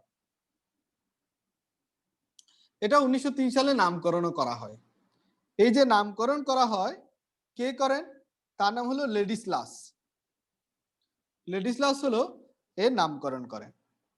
অ্যান্টিজেনের ওজন কত? অ্যান্টিজেনের ওজন হলো 10,000 ডাল্টনের চেয়ে একটু বেশি হয়। অ্যান্টিজেনের ওজন 10,000 ডাল্টনের চেয়ে একটু বেশি হয়। অ্যান্টিজেন জিনিসটা কি? অনেকে বলে অ্যান্টিজেন জিনিসটাকে, অনেকে বলে এটা প্রোটিন, অনেকে বলে পলিস্যাকারাইড, এটা অনেকে বলে গ্লাইকোপ্রোটিন। অ্যান্টিজেন তো আসলে বিভিন্ন ধরনের হতে পারে। তো এই জন্য আমরা অ্যান্টিজেনকে স্পেসিফিক কোনো কিছুতে না ফেলে মনে রাখবো, এটা প্রোটিনও হতে পারে, পলিস্যাকারাইডও হতে পারে, গ্লাইকোপ্রোটিনও হতে পারে। বুঝা গেছে? আচ্ছা, একজন একটা কোয়েশ্চেন মনে হয় করছে, হ্যাঁ, জীবাণুর জন্য নতুন যে অ্যান্টিবডি তৈরি করে, হ্যাঁ, ওটাই হলো প্যারাটপ। নতুন জীবাণুর জন্য আমাদের যেগুলো স্থায়ী আছে ওগুলা না, নতুন জীবাণুর জন্য আমাদের বডি যে নতুন অ্যান্টিবডি তৈরি করে, ওটাকে প্যারাটপ বলা হয়। ওটাই। হ্যাঁ, এবার আসি অ্যান্টিজেন কয় ধরনের আছে। অ্যান্টিজেন কিন্তু 2 ধরনের আছে। 2 ধরনের মানে কি? একটা হলো তোমার দেহের বাইরের কোনো জীবাণু, যেমন ভাইরাস, ব্যাকটেরিয়া, কৃমি, বিভিন্ন ধরনের জিনিস যেগুলো আছে, ছত্রাক, প্রোটোজোয়া, এগুলো যদি তোমার বডিতে ঢুকে যায়, এগুলো বাইরে থেকে ঢুকতেছে, এগুলাকে বলা হয় এক্সোজেনাস। এক্সো মানে বাইরে, হ্যাঁ, এক্সোজেনাস অ্যান্টিজেন। তাহলে এন্ডোজেনাস অ্যান্টিজেন কি হবে? এন্ডোজেনাস মানে, দেখো তোমার বডিতে কোন একটা সেল, কোন একটা সেলের, বলতো সেলের কোষ বিভাজন, দৈহিক কোষের কোষ বিভাজন কোন জিন দ্বারা নিয়ন্ত্রিত? তার নাম হলো P53। এই P53 যদি সবগুলাই যদি অল p53 যদি ডিফেক্টিভ হয়ে যায় তখন কি হয়? একটা সেলে বারবার বারবার বিভাজন হতে হতে একটা সেল থেকে কি হয়ে যায়? টিউমার হয়ে যাচ্ছে। তাহলে চিন্তা করো তো, এটা তোমার দেহের ভিতরে হলো নাকি বাইরে থেকে হলো এই টিউমার সৃষ্টিটা? এটা দেহের ভিতরে হয়েছে। তাহলে বলো তো এটা কি এন্ডোজেনাস অ্যান্টিজেন নাকি এটা এক্সোজেনাস অ্যান্টিজেন? তাহলে বলো তো এটা কি এন্ডোজেনাস অ্যান্টিজেন। তাহলে টিউমার স্পেসিফিক অ্যান্টিজেন এগুলো হলো কি? এগুলো হলো এন্ডোজেনাস অ্যান্টিজেন। বুঝা গেছে? পরীক্ষার হলে চিন্তা করবা যে কোনটা আসলে বাইরে থেকে আসছে, কোনটা আসলে ভিতরে থেকে আসছে। মুখস্থ করার তো লাগবে না, ওটা চিন্তা করলেই পারবা। আসলে বেসিক জিনিসটা সবই জরুরি পরীক্ষার হলে। বেসিক জিনিসটা যত কাজে লাগবে পরীক্ষার হলে দেখবা আনসার করা তত সুবিধা হচ্ছে। আচ্ছা, আমরা চলে আসি এবার আরেকটা জিনিস আমি তোমাদেরকে পড়ালাম, সেটা হলো আচ্ছা এন্টিজেন আরো কি কি আছে। আচ্ছা, এন্টিজেনের মধ্যে দেখো অনেক ধরনের এন্টিজেন আছে। যেমন কিছু কিছু এন্টিজেনকে ইপিটোপ বলা হয়, কিছু কিছু এন্টিজেনকে হ্যাপটেন বলা হয়, এগুলো সবই এন্টিজেন। তারপরে হলো অ্যালার্জেন আছে, যেগুলো অ্যালার্জি সৃষ্টি করে, এই ধরনের অ্যান্টিজেন গুলাকে বলা অ্যালার্জেন। কিছু আছে টলারেজেন। এগুলো বিভিন্ন ধরনের অ্যান্টিজেনের নাম। ঠিক আছে, তো কয়েকটা অ্যান্টিজেনের নাম একটু লিখে রাখতে পারো যদি চাও আর কি। আচ্ছা, অ্যান্টিবডি। অ্যান্টিবডি সর্বপ্রথম অ্যান্টিবডি শব্দটা কে ব্যবহার করেন? কেউ বলতে পারবা? অ্যান্টিজেন কে ব্যবহার করে? তো বললাম অ্যান্টিবডি শব্দটা প্রথম ব্যবহার করেন হলো পল এহরলিখ। পল এহরলিখ হলো সর্বপ্রথম অ্যান্টিবডি শব্দটা ব্যবহার করে। ওকে, ঠিক আছে, তাহলে সবাই বুঝে গেছো এই জায়গাটা, আমি আশা করি। এখন চলে আসি আমরা অ্যান্টিবডি পড়ানোর পরে আমাদের আরেকটা জিনিস ওই জায়গায় ছিল, সেটা হলো ভ্যাকসিন। ভ্যাকসিন জিনিসটা কি? ভ্যাকসিন জিনিসটা হলো, দেখো ভ্যাকসিন হলো সরাসরি অ্যান্টিবডিও পুশ করা হয়, অ্যান্টিজেনও পুশ করা হয়। এটা ডিপেন্ড করে কোন ধরনের ভ্যাকসিনেশন করা হচ্ছে। এটা ডিপেন্ড করে কোন ধরনের ভ্যাকসিনেশন করা হচ্ছে। তো এই যে জিনিসটা, এটা আমাদের একটু খেয়াল করতে হবে। এখন প্রথমে চলে যাই আমরা ভ্যাকসিনেশন বা ভ্যাকসিন সর্বপ্রথম কে আবিষ্কার করছেন? সর্বপ্রথম ভ্যাকসিন আবিষ্কার করেন এডওয়ার্ড জেনার। এডওয়ার্ড জেনার 1796 সালে, সালটা একুরেট কিনা আমি জানি না, একটু দেখে নিও। 1796 সালে এডওয়ার্ড জেনার হলো ভ্যাকসিন আবিষ্কার করেন। এই যে ভ্যাকসিন আবিষ্কার করছেন, এই কোন কিসের ভ্যাকসিন আবিষ্কার করছেন? সেটা হলো গুটি বসন্তের ভ্যাকসিন। না, সব ভ্যাকসিন আগে দেওয়া হয় না, কিছু কিছু ভ্যাকসিন রোগের পরেও দেওয়া হয়।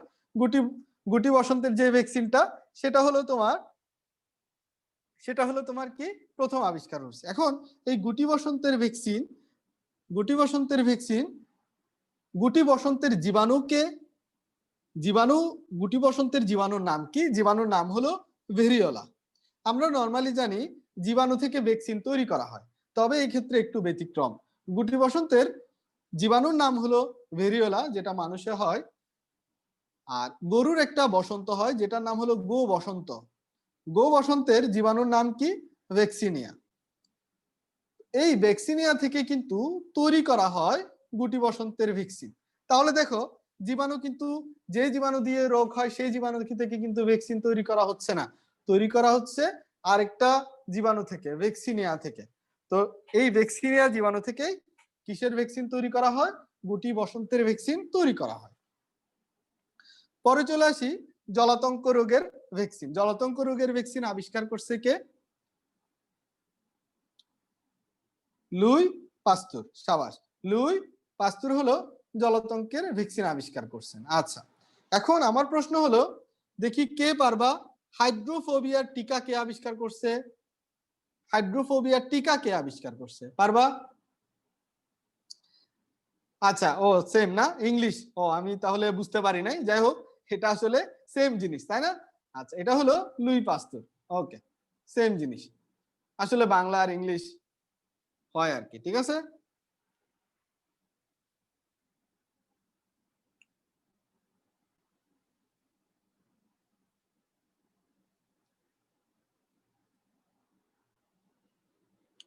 এখন এই যে ভ্যাকসিন যে দেওয়া হয় তোমাদের, ভ্যাকসিনটা একটু লাইনে থাকো। আচ্ছা, এই যে ভ্যাকসিন দেওয়া হয়, এই ভ্যাকসিনটা কত ধরনের ভ্যাকসিন আছে এটা কিন্তু খুব জরুরি। ঠিক আছে, ভ্যাকসিন কত ধরনের আছে? ভ্যাকসিন হলো নরমালি বলা হয় যে 5 ধরনের ভ্যাকসিন আছে। তো 5 ধরনের ভ্যাকসিন গুলার মধ্যে আমরা 4 ধরনের উদাহরণ পড়ব। তাহলে 5 ধরনের কেন পড়ব না? কারণ 4 ধরনের উদাহরণ মনে রাখলেই বাকি যেটা হবে সেটাই হলো আমার কি অন্যটা। বুঝা গেছে? আচ্ছা, বুঝা না গেলে একটু বুঝাই। প্রথমে দেখো ভ্যাকসিন হলো 5 প্রকার আমরা বললাম। এই 5 প্রকার ভ্যাকসিনের মধ্যে প্রথমে চলে যায় টক্সয়েড ভ্যাকসিন। প্রথমে দেখো টক্সয়েড ভ্যাকসিন। এই টক্সয়েড ভ্যাকসিনটাকে আমি যদি ইংলিশে লিখি, দেখো ইংলিশে এভাবে লিখতে পারি না, টক্সয়েড ভ্যাকসিন। এই যে টক্সয়েড ভ্যাকসিন, টক্সয়েড ভ্যাকসিনের টি নাও এবং ডি নাও।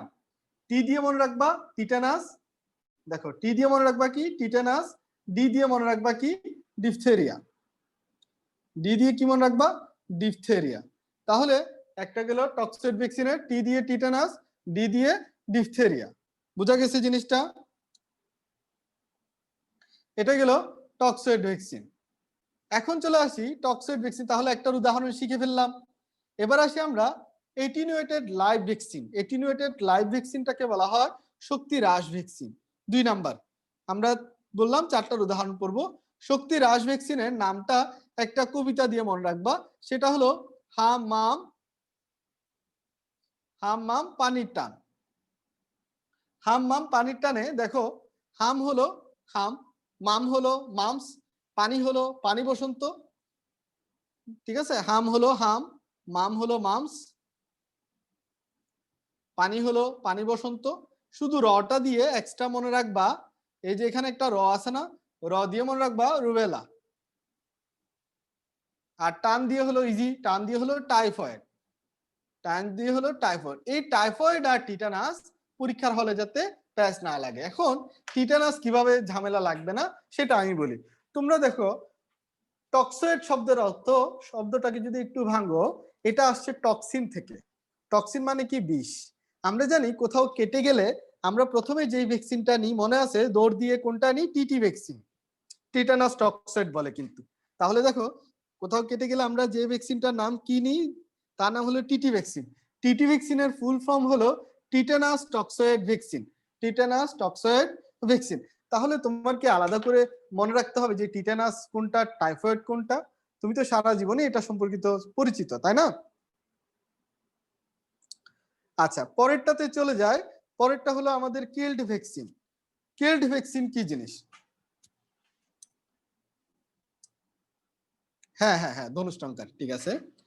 আচ্ছা, গতকালকে একজন নিচে টিটি। ওকে, আচ্ছা এখন আসি আমরা কিল্ড ভ্যাকসিন বা নিষ্ক্রিয় ভ্যাকসিন যেগুলা, সেগুলা কারা? কিল্ড বা নিষ্ক্রিয় ভ্যাকসিন কারা? তো এই নামগুলো একটু পরে বলতেছি আমরা, এই নামগুলো আমি একটু পরে বলতেছি কারা। ঠিক আছে, এই নামটা আমরা পরে বলতেছি সবার শেষে। ঠিক আছে, এটা সবার শেষে বলতেছি। তাহলে 3 নাম্বার গেল, 4 নাম্বারটাতে চলে আসি। 4 নাম্বার, 3 নাম্বার আমি কিন্তু উদাহরণ লিখি নাই, জায়গা খালি রেখে দাও। 4 নাম্বার যেটা, সেটা হলো sub unit vaccine. Sub unit vaccine. Sub unit vaccine কি কি আছে? সাব ইউনিট ভ্যাকসিন হলো মনে রাখবা হেপাটাইটিস বি ভ্যাকসিন এবং Haemophilus influenza, sorry human papilloma vaccine. Influenza না, হিউম্যান পেপিলোমা ভ্যাকসিন। এই দুইটা হলো সাব ইউনিট ভ্যাকসিন। ঠিক আছে, এখানে কি করা হয় সাব ইউনিট ভ্যাকসিন? তাহলে কি কি? একটা হলো হেপাটাইটিস বি ভ্যাকসিন এবং হিউম্যান পেপিলোমা ভ্যাকসিন। মনে রাখবে এই দুইটাই কিন্তু রোগের আগে দিতে হয়। হিউম্যান পেপিলোমা ভ্যাকসিন, এই যে এগুলা সাব ইউনিট ভ্যাকসিনের উদাহরণ। এবার আসি আমরা কনজুগেট ভ্যাকসিন। নামের মধ্যে কনজুগেট, কনজুগেট শব্দটা দেখো, কনজুগেট তখনই বলা হয় যখন দুইটা আলাদা আলাদা জিনিস একসাথে করে কিছু তৈরি করা হয়, তখন সেটাকে বলা হয় কনজুগেট, তাই না? তাহলে এখানে কনজুগেট ভ্যাকসিন তৈরি হবে। কনজুগেট ভ্যাকসিনের উদাহরণ হলো কি? Haemophilus influenzae type B, Haemophilus influenzae type B, HIV, Haemophilus influenzae type B. আবার কেউ এটা পড়িও না, কেউ আবার এটা পড়িও না, HIV, HIV এর কোনো কি নাই, ভ্যাকসিন নাই। হিমোফাইলাস ইনফ্লুয়েঞ্জা টাইপ বি যার ভ্যাকসিন আছে, যেটা হলো কনজুগেট ভ্যাকসিন। এবং আরেকটা আছে তার নাম হলো নিউমোকক্কাল ভ্যাকসিন। তার নাম কি? Pneumococcal vaccine. এখন চারটা তো পড়লাম, তুমি বলো তো আমরা কিল ভ্যাকসিন কি আমার আর পড়ানোর দরকার আছে? দরকার নাই, দরকার নাই। তারপরও আমি তোমাদেরকে লিখে দিচ্ছি, সেগুলো হলো কি কি? পোলিও ভ্যাকসিন, তারপরে হলো কলেরা ভ্যাকসিন, ঠিক আছে, তারপরে হলো তোমার হেপাটাইটিস, হেপাটাইটিস এ, দেন আছে রেবিস ভ্যাকসিন। এগুলো হলো কিছু। ইনফ্লুয়েঞ্জা ভ্যাকসিনও হলো তোমার কিল ভ্যাকসিন, তবে হিমোফাইলাস ইনফ্লুয়েঞ্জা যেটা আছে, কিছু ইনফ্লুয়েঞ্জা ভ্যাকসিন কিন্তু কিল vaccine. Haemophilus influenzae type B specific, কিন্তু টাইপ বি যেটা সেটা হলো কনজুগেট ভ্যাকসিন। এখানে দুইটা জায়গায় পরীক্ষার হলে ঝামেলা লাগতে পারে। একটা হলো টাইপ বি নিয়ে টাইপ বি এর সাথে টাইপ এ এর ঝামেলা লাগতে পারে, আর একটা হলো ইনফ্লুয়েঞ্জার সাথে ঝামেলা লাগতে পারে, আরেকটা হলো টাইফয়েড এবং টিটানাসের মধ্যে ঝামেলা লাগতে পারে। আশা করি তোমরা এই জায়গাটা একটু সতর্কতার সাথে দাগাবা। আরেকটা কথা একটু বলে ফেলি যে টক্সয়েড ভ্যাকসিন গুলা তৈরি করার সময় কোন রাসায়নিক উপাদান ব্যবহার করা হয় সেটা হলো ফর্মালডিহাইড। ফর্মালডিহাইড, ঠিক আছে, ফর্মালডিহাইড। ফর্মালডিহাইডের সংকেত হলো HCHO, ঠিক আছে, এটা হলো ফর্মালডিহাইড। এই ফর্মালডিহাইড হলো টক্সয়েড ভ্যাকসিন, এটা প্রয়োগ করে কি তৈরি করা হয়? টক্সয়েড ভ্যাকসিন তৈরি করা হয়। আচ্ছা, এখন আসি আমরা কিছু ভ্যাকসিন তৈরি করা হয়, যেমন ডিপথেরিয়া, যেটা ডিপথেরিয়া তো টক্সয়েড ভ্যাকসিন। এটা তৈরি করার সময় জেনেটিক রিকম্বিনেশনের হোল প্রয়োগ করা হয়। জেনেটিক রিকম্বিনেশনের মধ্যে একটা ধাপ হলো জিন সংশ্লেষণ। নাম কি বললাম? জিন সংশ্লেষণ। পরীক্ষা আসতে পারে যে জেনেটিক রিকম্বিনেশনের মধ্যে একটা প্রসিডিউরের নাম কি? জিন সংশ্লেষণ। এর মাধ্যমে কোন ভ্যাকসিন তৈরি করা হয়? পারবা? কোন ভ্যাকসিনের কথা বলছি আমরা? দেখি কে কে একটিভ আছো, আমি শুনি।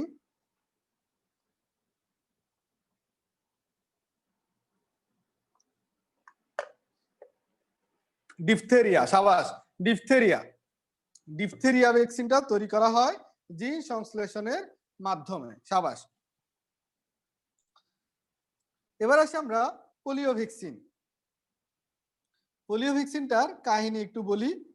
পোলিও ভ্যাকসিন কাহিনী বলার আগে আগে পোলিও ভাইরাসটা বলি। এই পোলিও ভাইরাসটা মূলত ইন্টেস্টাইন, মূলত কোথায় গিয়ে এগুলা অবস্থান করে? ইন্টেস্টাইন। ইন্টেস্টাইনে গিয়ে যখন কোনো জীবাণু অবস্থান করে তখন সেটাকে বলা হয় অ্যান্টারো। তখন সেটাকে বলা হয় কি? Entero virus. তখন সেটাকে কি বলা হয়? Entero virus. এই অ্যান্টারো ভাইরাস, তাহলে পোলিও ভাইরাস একটা কি? Entero virus. তো এই অ্যান্টারো ভাইরাসের এগেনস্টে বেঁচে থাকার জন্য যে টিকাটা নিতে হয় সেটা মুখে খাওয়ায় না, পোলিও টিকা বলে। এই পোলিও টিকা প্রসিডিওর, পোলিও টিকা, পোলিও মুক্ত করার প্রসিডিওরটা শুরু হয় 1988 সাল থেকে। কিন্তু মুখে যে খাওয়ানো হয় পোলিও টিকা, এটা হলো 1988 সাল থেকে কিন্তু এটা শুরু হয়েছে। তো মোটামুটি আমাদের দেশ কিন্তু এখন পোলিও মুক্ত। এখন আসি আমরা বাংলাদেশে অনেক পরে, বাংলাদেশে প্রায় 10-12 বছর পরে শুরু হয়েছে। তো এটা হলো ওয়ার্ল্ড হেলথ, সারা পৃথিবীতে শুরু হয়েছে 1988 সাল থেকে। এখন চলে আসি আমরা ওয়ার্ল্ড হেলথ অর্গানাইজেশন 6টা টিকাকে হলো তোমার স্বীকৃতি দিছে, যেগুলো অবশ্যই অবশ্যই নিতে হবে। কয়টা টিকার কথা বলছে? 6টা টিকার কথা বলছে। সেই 6টা টিকার নাম হলো কি? ডিপিটি আর হলো এমপিটি। আচ্ছা, ডিপিটি আর হলো এমপিটি। ডিপিটি, ডি দিয়ে হলো ডিপথেরিয়া, ডি দিয়ে হলো কি? ডিপথেরিয়া। পি দিয়ে হলো পার্থুসিস, পার্থুসিসের বাংলা হলো হুপিং কাশি। টি দিয়ে হলো টিটানাস। এম দিয়ে হলো মিজেলস, বাংলা হলো হাম। পি দিয়ে হলো পোলিও। টি দিয়ে হলো টিবি। টিবি মানে কি? ছোটবেলায় টি, এই দেখো এটা হলো টিবি, হলো কি? টিউবারকুলোসিস। এই যে ছোটবেলায় আমরা কিন্তু টিবি বলতে অনেক সময় মনে করতাম কি যে এটা কি কোনো জাদুর বক্স কিনা যে পেটের মধ্যে থাকে, ঠিক আছে? এটা আসলে যক্ষা রোগ। এটা হলো কি আসলে যক্ষা রোগ। এই যক্ষা রোগের এগেনস্টে যে টিকাটা দিতে হয় সেটার নাম হলো বিসিজি টিকা। সেটার নাম কি? বিসিজি টিকা। তো আমি ডিপিটি এবং এমপিটি, তাহলে ডি দিয়ে হলো ডিপথেরিয়া, পি দিয়ে হলো পার্থোসিস, এম দিয়ে হলো টি দিয়ে হলো টিটানাস, এম দিয়ে হলো মিজলস, তারপরে পি দিয়ে পোলিও, পরে টি দিয়ে হলো টিবি। টিবি হলো কি? বিসিজি টিকা। মানে যক্ষার এগেনস্টে যে টিকাটা দিতে হয় সেটা হলো বিসিজি টিকা। এই বিসিজিটা বলতে গিয়ে একটা শব্দ বলে দিতে হচ্ছে বিসিজির ফুল ফর্ম কি। বিসিজির ফুল ফর্ম হলো বেসিলাস ক্যালমেট্টি গিয়েরি।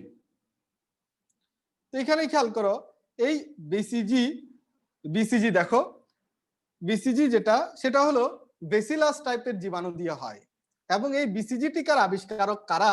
এই বিসিজি টিকার আবিষ্কারক হলো এই দুইজন, কে কে? ক্যালমেট্টি এবং গিয়েরিং। তাহলে বিসিজি টিকার আবিষ্কারক কিন্তু তার নামের মধ্যেই আছে। বিসিজি টিকার আবিষ্কারক কে? ক্যালমেট্টি এবং গিয়েরিং। এই যে টিকাগুলা দেওয়া হয় এগুলা কিন্তু এক একটা নির্দিষ্ট টাইম আছে। যেমন বিসিজি টিকা, বিসিজি টিকা কখন দিতে হবে? জন্মের পরপরই দিতে হয়। তবে বাংলাদেশের ক্ষেত্রে বা কিছু থার্ড ওয়ার্ল্ড কান্ট্রির ক্ষেত্রে বলা হয় জন্মের 1 মাসের মধ্যে দিলেই হবে। ঠিক আছে, জন্মের কতদিনের মধ্যে? 1 মাসের মধ্যে দিলে এই টিকাটা হয়।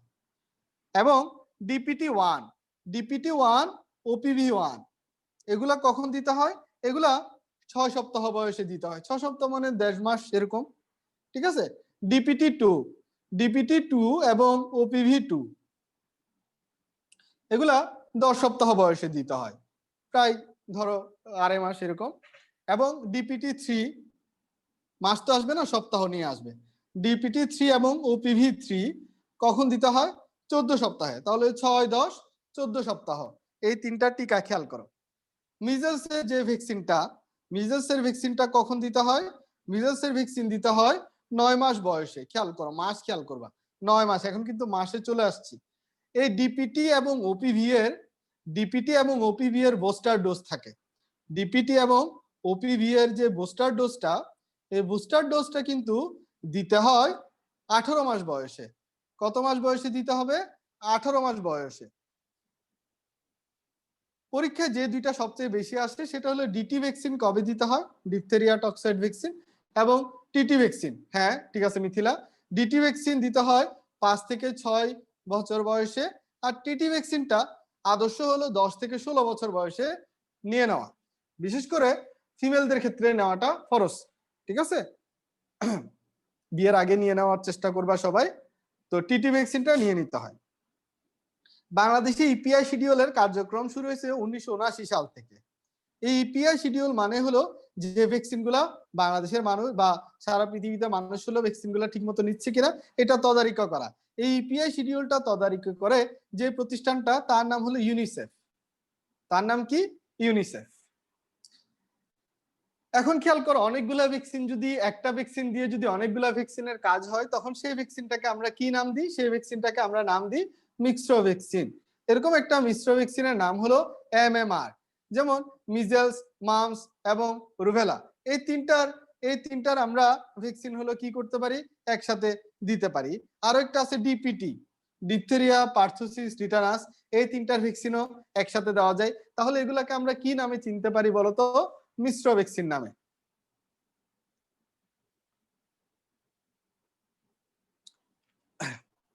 ক্লিয়ার তোমাদের কাছে এইটুকু?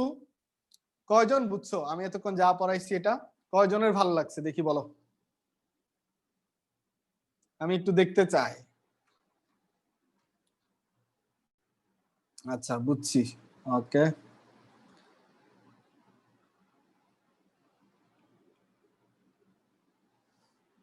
আচ্ছা, এখন আসি আমরা ভ্যাকসিনের পরে। ভ্যাকসিন, তাহলে এগুলো হলো আমরা কি পড়তেছিলাম বলতো? আমরা এতক্ষণ যেগুলো পড়তেছিলাম এগুলো ছিল আমাদের, আচ্ছা সবাই বুঝছো, থ্যাংক ইউ। আচ্ছা, ভ্যাকসিনের ক্ষেত্রে আমরা এতক্ষণ যা পড়তেছিলাম এগুলো হলো প্রতিরক্ষা, না? প্রতিরক্ষার কোনটা? এটা হলো আমাদের ছিল অর্জিত প্রতিরক্ষা। ঠিক আছে, এখন চলে আসি আমাদের সহজাত প্রতিরক্ষা। সহজাত প্রতিরক্ষা জিনিসটা কি? সহজাত প্রতিরক্ষা জিনিসটা হলো জন্মের, বললাম কি জন্মের থেকেই যে নিতে হয় বা পাওয়া যায় সেটাই হলো আমাদের কি? সহজাত প্রতিরক্ষা। ঠিক আছে, তো এই সহজাত প্রতিরক্ষার ব্যাপারটা আমি একটু ক্লিয়ার করে দিই, একদম বেসিক জিনিসটা। ধরো তোমার তোমার জন্মের আগে থেকে একটা জীবাণুর এগেইনস্টে তুমি প্রতিরক্ষা নিয়ে জন্মাচ্ছ। ঠিক আছে, তো এই জিনিসটা হলো তোমার আলটিমেট সারা জীবন থাকবে।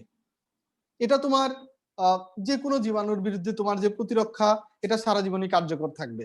সাপোজ তুমি কমপ্লিমেন্ট নিয়ে আসো, তোমার বডিতে কমপ্লিমেন্ট আছে, এই কমপ্লিমেন্ট কিন্তু তোমার জন্মের সময় ছিল, এখনো আছে, ভবিষ্যতেও থাকবে। এটা কমপ্লিমেন্টটা সারা জীবনই থাকবে। কমপ্লিমেন্টটা আমি কি বললাম, একটা সহজাত প্রতিরক্ষা। তো কমপ্লিমেন্ট জিনিসটা বুঝতে হলে আমাদের আরো কিছু জিনিস বুঝতে হবে, সেটা হলো যেমন রক্তক্ষণিকা। রক্ত তো আমাদের জন্মের সময় থেকে আছে, তাই না? এই যে ডব্লিউবিসি যেটা আছে এটা আমাদের জন্মের থেকে আছে না?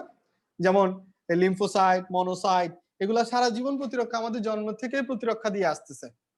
ঠিক আছে, তাহলে এই যে এগুলা কি আমাদের সহজাত নাকি অর্জিত প্রতিরক্ষা? যে ব্লাড সৃষ্টি, ব্লাডটা যে প্রতিরক্ষা দিচ্ছে, এটা কিন্তু আমাদের সহজাত প্রতিরক্ষা। এখন ব্লাডের মধ্যে কোন জিনিসটা সহজাত প্রতিরক্ষা দেয়, সেই দুইটা নিয়ে আমরা একটু আলোচনা করি। সেই দুইটার মধ্যে একটা হলো ম্যাক্রোফেজ আর একটা হলো নিউট্রোফিল। এই দুইটা নিয়ে আমরা একটু আলোচনা করি প্রথমে, ঠিক আছে? তারপর আমরা কমপ্লিমেন্টে চলে যাব। আচ্ছা, অনেকে বলতেছো ভাই আমরা আগেও জুন মাস থেকে যারা করতেছো তাদের সাথে মিলতেছে না। আচ্ছা, আমার এক এক লেকচার এক এক দিন এক এক রকম হয়, তো সেই জন্য দুঃখিত। তোমরা যতবার করবা দেখবা যে এক একবার এক এক ধরনের হচ্ছে, তবে আলটিমেটলি সবই একই ধরনেরই পড়াশোনা, একই ধরনের। এগুলো তো আর মুখস্থ বিদ্যা না, আমি বোঝানোর সময় হলো একটু আলাদা আলাদা হয়ে যায়, ঠিক আছে? এটা তো এমন না যে মুখস্থ জিনিস আমি ছাড়া বলে আছি, এটা বোঝানোর সময় এক একবার এক একটা হয়। তো এখন খেয়াল করো ম্যাক্রোফেজ। তুমি যদি আমার এখন ক্লাস করার পরে যদি আবার 6টার ক্লাস করো, তাহলে দেখতে পাচ্ছি 6টার ক্লাসের সাথে আবার 9টার ক্লাসে মিলতেছে না, মানে এক এক বেচের এক এক টাইমের ক্লাসে মিলে না। তো যাই হোক, ম্যাক্রোফেজ, ম্যাক্রোফেজ জিনিসটা কি? এটা হলো তোমার প্রতিরক্ষা দেয়। ম্যাক্রোফেজ জিনিসটা কি প্রথমে আমি সেটা বুঝাই। ম্যাক্রোফেজ চিনতে হলে দেখো তো আমাদের সাথে আমাদের রক্তকণিকার মধ্যে আমি যখন মনোসাইট পড়াইছিলাম তখন একটা কথা বলছিলাম যে রক্তে যার নাম মনোসাইট, টিস্যুতে তার নাম হলো ম্যাক্রোফেজ। অর্থাৎ যখন এটা নির্দিষ্ট নাই কোন টাইমে ভালো হয়, এখন আমি তো সব সময় পড়াই একই ধরনের। আচ্ছা দেখো, এখন রক্তের মধ্যে রক্তের মধ্যে গতিশীল অবস্থায় যখন থাকে তখন তার নাম হলো মনোসাইট। এটা যখন একটা টিস্যুতে চলে যাবে, একটা টিস্যুতে চলে যাচ্ছে, এটা একটা টিস্যুর মধ্যে ঢুকে গেল, এই কোনটা মনোসাইটটা, তখন এটা আকারে বড় হয়ে যাচ্ছে।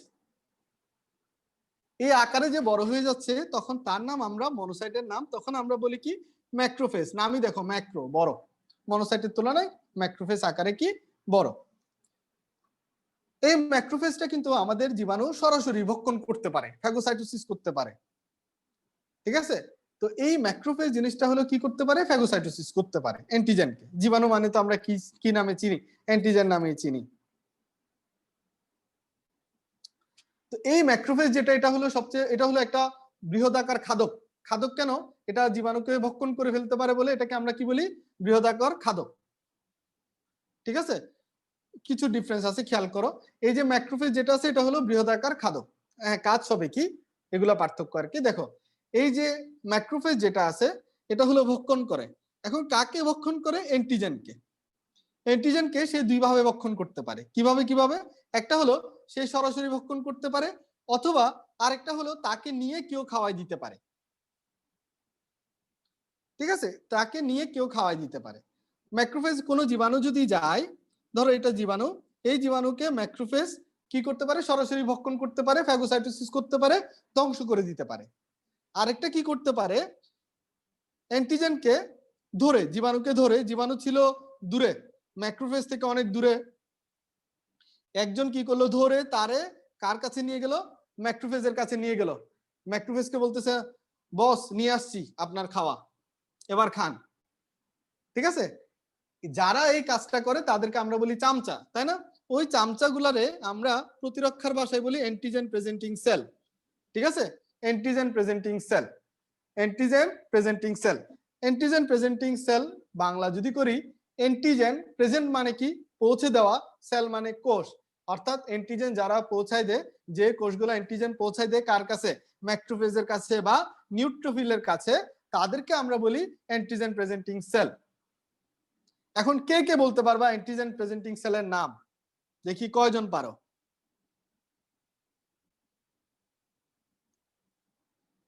কে পারবা? আচ্ছা, পারবা না। আচ্ছা, অ্যান্টিজেন প্রেজেন্টিং সেল হলো ডেনড্রাইটিক সেল, অনেকে অনেক ধরনের আনসার দিচ্ছ।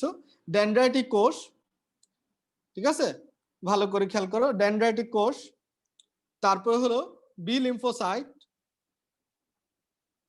এবং কিছু ম্যাক্রোফেজ থাকে না, ম্যাক্রোফেজ এক ম্যাক্রোফেজ আরেকজনের কাছে নিয়ে যায়, ঠিক আছে, অনেক সময় বন্ধুর জন্য মানুষ শিকার করে নিয়ে যায়, এটাই হলো ম্যাক্রোফেজ। তাহলে এই জিনিসগুলো হলো অ্যান্টিজেন প্রেজেন্টিং সেল। তারপর কি করবে, ম্যাক্রোফেজ ভক্ষণ করবে। এই ম্যাক্রোফেজ যে জীবাণু ভক্ষণ করে, তাহলে এটা একটা ফ্যাগোসাইটিক সেল না? ম্যাক্রোফেজকে আমরা ফ্যাগোসাইটিক সেল বলতে পারি না? অবশ্যই বলতে পারি। এগুলা রক্তে কতক্ষণ তোমার মনোসাইটকে আমরা ম্যাক্রোফেজ যে বলি, এই ম্যাক্রোফেজটা মনোসাইটের তুলনায় কত গুণ বড়? প্রায় 4 থেকে 5 গুণ বড় হয়। কত গুণ বড় হয়? 4 থেকে 5 গুণ বড় হয়, ঠিক আছে। এবং এই ম্যাক্রোফেজ, এক একটা ম্যাক্রোফেজ প্রায় 100টার মতো ব্যাকটেরিয়াকে ধ্বংস করার পরে নিজে তার জীবন শেষ করে দেয়। আমরা জানি রক্তকণিকাগুলোর কি আছে, লাইফ সাইকেল আছে না, পড়ছি না আমরা? ঠিক ম্যাক্রোফেজটা 100টা পর্যন্ত ব্যাকটেরিয়া কি করতে পারে, ভক্ষণ করতে পারে বা ফ্যাগোসাইটোসিস করতে পারে। বিশাল একটা ইমিউনিটি দেয় এটা। ম্যাক্রোফেজ গুলা এক জায়গা থেকে আরেক জায়গায় যেতে পারে। এক কথায় হলো মনোসাইট গুলা যেতে পারে, ম্যাক্রোফেজে যেতে পারে। এই ম্যাক্রোফেজের গতি কত? 40 মাইক্রোমিটার পার মিনিট। প্রতি মিনিটে প্রায় 40 মাইক্রোমিটার পর্যন্ত তারা যেতে পারে। ম্যাক্রোফেজ গুলা কিন্তু সারা দেহ বিভিন্ন টিস্যুতে চলে যেতে পারে। আর এই ম্যাক্রোফেজ গুলার এক একটার সাইজ প্রায় 60 থেকে 80 মাইক্রোমিটার পর্যন্ত হতে পারে। 60 থেকে 80 মাইক্রোমিটার পর্যন্ত হতে পারে। মনে থাকবে, ম্যাক্রোফেজ একটা রাসায়নিক উপাদান ক্ষরণ করে যেটাকে বলা হয় সাইটোকাইন। ম্যাক্রোফেজ যে রাসায়নিক উপাদানটা ক্ষরণ করে তার নাম কি? সাইটোকাইন। দেখো নামের মধ্যেই দেখো সাইটোকাইন। বিলিভ মি, যখন ডাক্তার হবা সাইটোকাইন সম্পর্কে ডিটেইলস জানা লাগবে। এত দরকারি একটা জিনিস, এটা তুমি কল্পনাও করতে পারবে না। তাহলে এই সাইটোকাইন জিনিসটা কোত্থেকে আসে?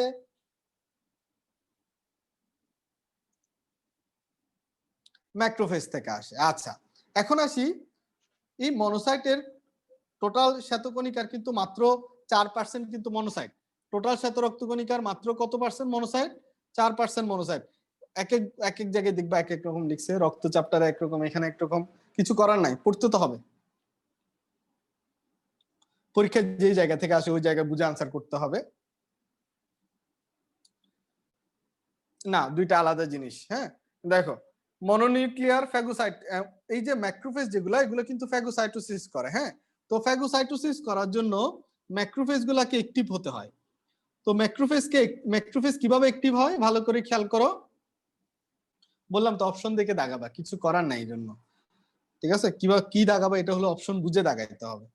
আমি তোমাদের পরে যাচ্ছি, তোমার হলো মাথায় রাখতে হবে।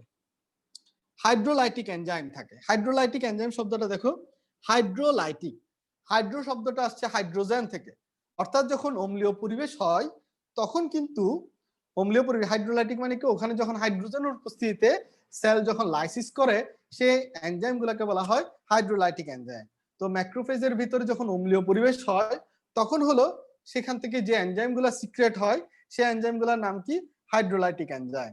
তাহলে ম্যাক্রোফেজ যেহেতু অম্লীয় পরিবেশে কাজ করে, সেখানে যে এনজাইম গুলা সিক্রেট হয় সেই এনজাইম গুলার নাম কি? Hydrolytic enzyme. তাহলে ম্যাক্রোফেজ কি ধরনের এনজাইম বহন করে? কি ধরনের এনজাইম বহন করে? হাইড্রোলাইটিক এনজাইম বহন করে। এখন আসি ম্যাক্রোফেজ থেকে আমরা চলে আসি নিউট্রোফিল। এই নিউট্রোফিল গুলার ব্যাস আমরা পড়ছি 12 থেকে 15 মাইক্রোমিটার, নিউক্লিয়াস পড়ছিলাম 2 থেকে 5 খণ্ড, কোথাও কোথাও 2 থেকে 7 খণ্ড ছিল। মোট শ্বেত রক্তকণিকার প্রায় 60 টু 70% হলো 60 to 70% হলো কি? নিউট্রোফিল। এই নিউট্রোফিল ওইগুলা গতিও প্রায় ম্যাক্রোফেজের সমান, 40 মাইক্রোমিটার পার মিনিট। একজন স্বাভাবিক পূর্ণবয়স্ক মানুষের দেহে ডেইলি 100 বিলিয়ন নিউট্রোফিল উৎপন্ন হয়, 10,000 কোটি, ঠিক আছে। এরা এক সপ্তাহের মধ্যে পরিণত হয়। তারপরেই 12 ঘন্টা থেকে, তাহলে খেয়াল করে, পরিণত হওয়ার পরে মাত্র 12 ঘন্টা থেকে 3 দিন, পরিণত হওয়ার পরে মাত্র 12 ঘন্টা থেকে 3 দিন পর্যন্ত এরা জীবিত থাকে। পরিণত হওয়ার পরে কতদিন এরা জীবিত থাকে? 12 ঘন্টা থেকে 3 দিন পর্যন্ত জীবিত থাকে। তাহলে উৎপন্ন হওয়ার পরে পরিণত হতে 1 সপ্তাহ সময় লাগে। এক সপ্তাহ হওয়ার পরে তারা যখন ব্লাড সাইকেলে প্রবেশ করে 12 ঘন্টা থেকে 3 দিন পর্যন্ত সংবহন তন্ত্রে থাকার পরে তারা মারা যায়। কিছু কিছু বেশি দিন বাঁচে, এগুলা ব্যতিক্রম। এগুলা এই নিউট্রোফিল গুলা কিন্তু 100 বিলিয়ন নিউট্রোফিল, খেয়াল করো 100 বিলিয়ন নিউট্রোফিল কিন্তু অর্ধেক থাকে টিস্যুতে আর অর্ধেক থাকে কিন্তু ব্লাডে। তার মানে কি নিউট্রোফিল গুলা দুইটা ভাগ হয়ে যায়, কিছু যায় টিস্যুতে, কিছু যায় ব্লাডে। তাহলে যাতে টিস্যুও রক্ষা পায় জীবাণু থেকে, আবার ব্লাডের মধ্যেও যাতে কোনো জীবাণু খুব বেশি অ্যাটাক করতে না পারে, দুইটা জায়গা থেকে কিন্তু সিকিউরিটি দিচ্ছে কে? নিউট্রোফিল। এই এক একটা নিউট্রোফিল কিন্তু 3 থেকে 20টা ব্যাকটেরিয়া ধ্বংস করতে পারে। তাহলে কে বেশি ধ্বংস করে, ম্যাক্রোফেজ নাকি নিউট্রোফিল? আচ্ছা, একজন জিজ্ঞেস করছে যে একটা হাইড্রোলাইটিক এনজাইমের উদাহরণ কি? একটা হাইড্রোলাইটিক এনজাইমের উদাহরণ হলো লাইসোজাইম। তোমরা দেখো এই লাইসোজাইম জিনিসটা ইজিলি পারবা। তোমরা তো বলতেছো ফ্যাগোসাইটোসিস, তাই না? ফ্যাগোসাইটোসিস করে, এই যে ফ্যাগোসাইটোসিস করে, এই ফ্যাগোসাইটোসিস যে করে, এই ফ্যাগোসাইটোসিসটা কে করে? এই ফ্যাগোসাইটোসিসটা কে করে? লাইসোজাইম করে। কে করে? লাইসোজাইম করে থাকে। মনে থাকবে জিনিসটা।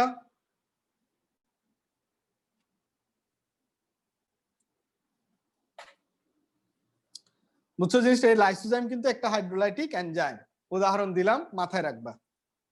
আচ্ছা, যাই হোক, আমরা পড়াচ্ছিলাম কি, সেটা হলো সহজাত প্রতিরক্ষা। খেয়াল করো, এই যে ধরো বডিতে কোনো অ্যান্টিজেন প্রবেশ করলো, ম্যাক্রোফেজ তারে চিনতেছে না, ম্যাক্রোফেজ তারে কি করতে পারে নাই? রিকগনাইজ করতে পারে নাই।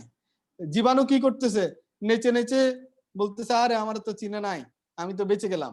ঠিক আছে, অনেক সময় আছে না ক্লাসে স্যার পড়া না ধরলে আমরা বলি না যে আমি তো আজকে বেঁচে গেছি। অনেক সময় এরকম ফাঁকে বেঁচে গেলে এরকম করি, তাই না? তো এরকম হলো অ্যান্টিজেন যদি ম্যাক্রোফেজ বা নিউট্রোফিল থেকে বেঁচে যায়, তখন সে এরকম লাফাইতে থাকে যে আমি তো বেঁচে গেছি, আমার আর কে কি করবে। ঠিক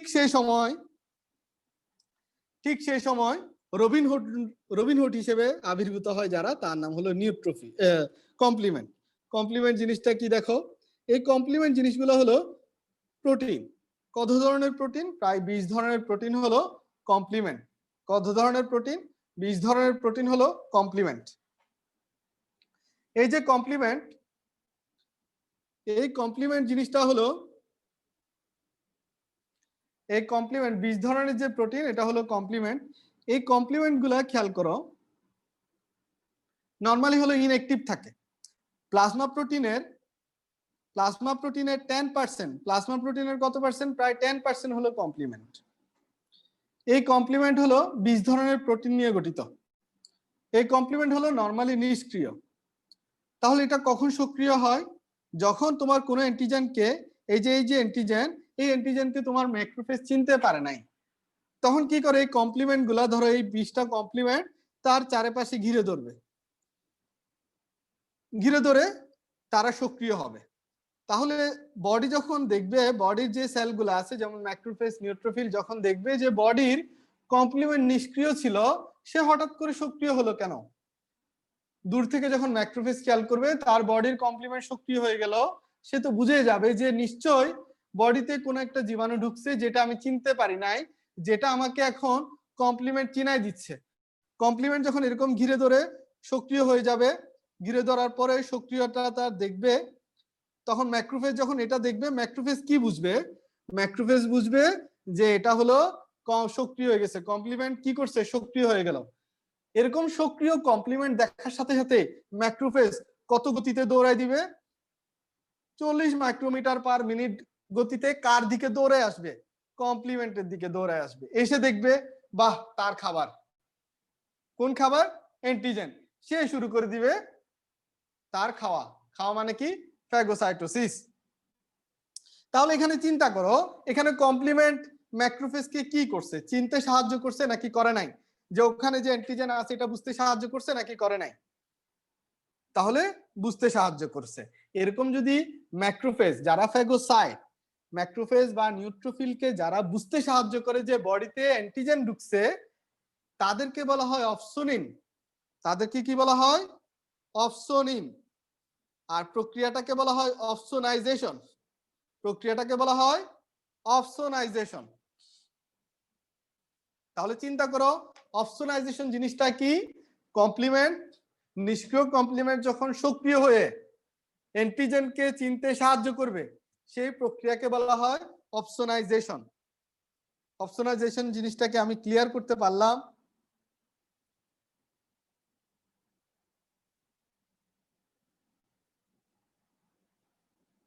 ওকে,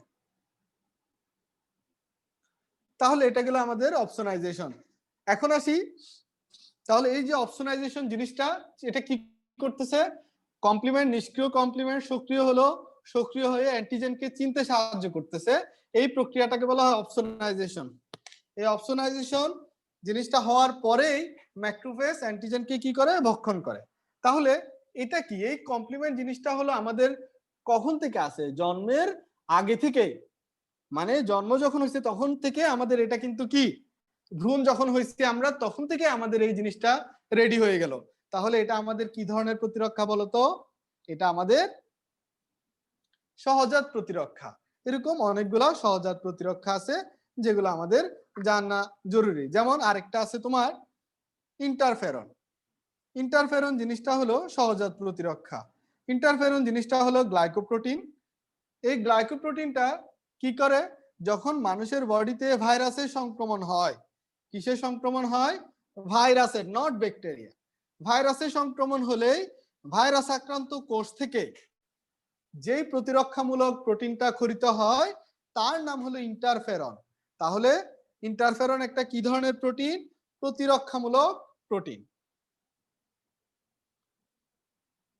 বুঝা গেছে কথাটা?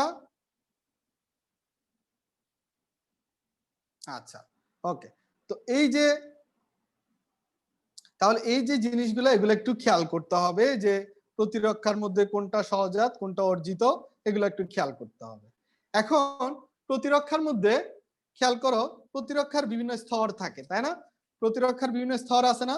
কোন স্তরে কোনটা পড়ছে এটা 100% মুখস্থ রাখতে হবে। কি বলছি? প্রতিরক্ষা কোন স্তরে কি আছে এটা 100% মুখস্থ করতে হবে। এবং বইয়ের শুরুতে একটা চার্ট আছে, সেই চার্টটা বারবার রিডিং পড়া লাগবে। বারবার রিডিং, রিডিং বলছি, হ্যাঁ? কেউ জিজ্ঞেস করে না মুখস্থ করা লাগবে কিনা, রিডিং পড়া লাগবে বলছি। রিডিং যতবার পড়বা ওটা বুঝে বুঝে পড়বা, ঠিক আছে? তো আমরা চলে যাই প্রতিরক্ষার স্তর। প্রতিরক্ষার স্তরগুলোকে আমরা কোন বই, কোন বই আমি পড়ার কথা বলছিলাম? আজমল স্যারের বই, হ্যাঁ, আজমল স্যারের বই থেকে দেখবা। আচ্ছা, প্রতিরক্ষার স্তর হলো তিনটা।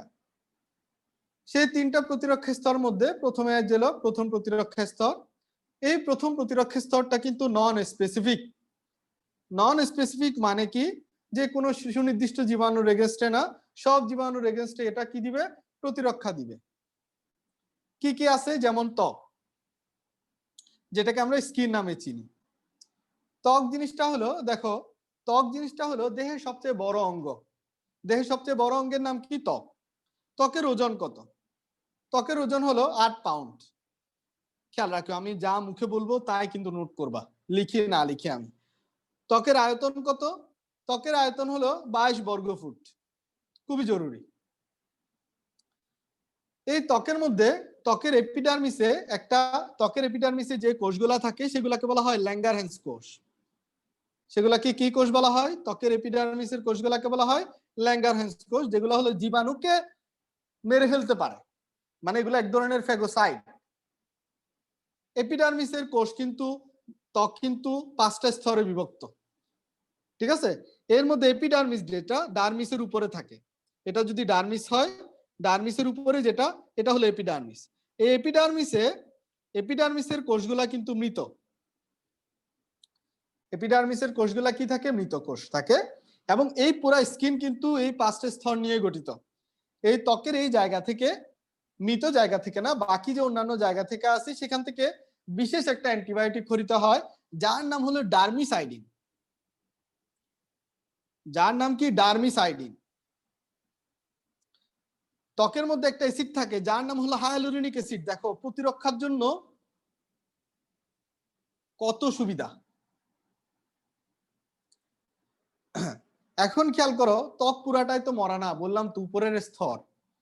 এটা বলার পরে আবার জিজ্ঞেস করতেছে ত্বকের শুধু একটা লেয়ারের সেলগুলা, দুইটা লেয়ারের সেল মৃত, তোমাদের বই একটা লেয়ারের নাম বলছে, তো একটা লেয়ার ওটাই মনে রাখো, ডাক্তার হলে তখন আরো অনেক কিছু জানতে পারবা। এবার আসি কর্ণ, কানের ভিতরে দেখো, কানের যদি আমি ছবি আঁকি, ঠিক আছে, কানের এই যে জায়গাটা, এই জায়গাটাকে বলা হয় কর্ণকুহর, ঠিক আছে, টিম্প্যানিক পর্দার আগ পর্যন্ত অংশটাকে বলা হয় কর্ণকুহর। এই কর্ণকুহরে একটা গ্রন্থি থাকে, যে গ্রন্থির নাম হলো সিরোমিনাস গ্রন্থি, নাম শুনছো নিশ্চয়ই, এটার নাম কি? সিরোমিনাস গ্রন্থি।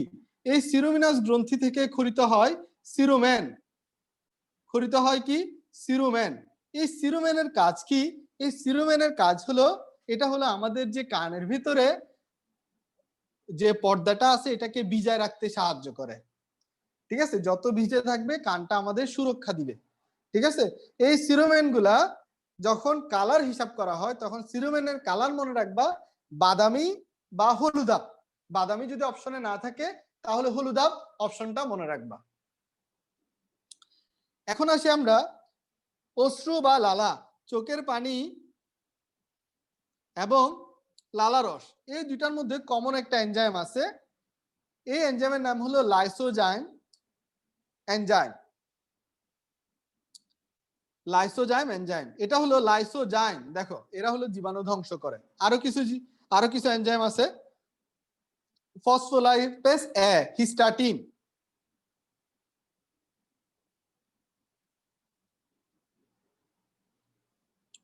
হিস্টাটিন এগুলা কিন্তু পাওয়া যায় কোথায়? অশ্রু এবং লালা রসের মধ্যে।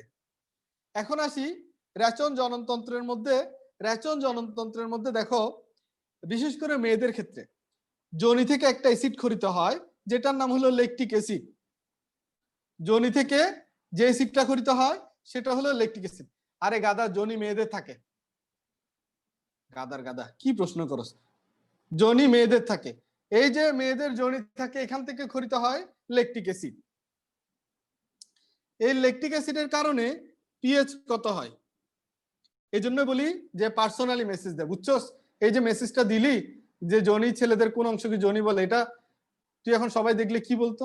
দেখ, পিএইচ হলো কি 2 থেকে 4 এর মধ্যে নরমালি যোনির পিএইচ।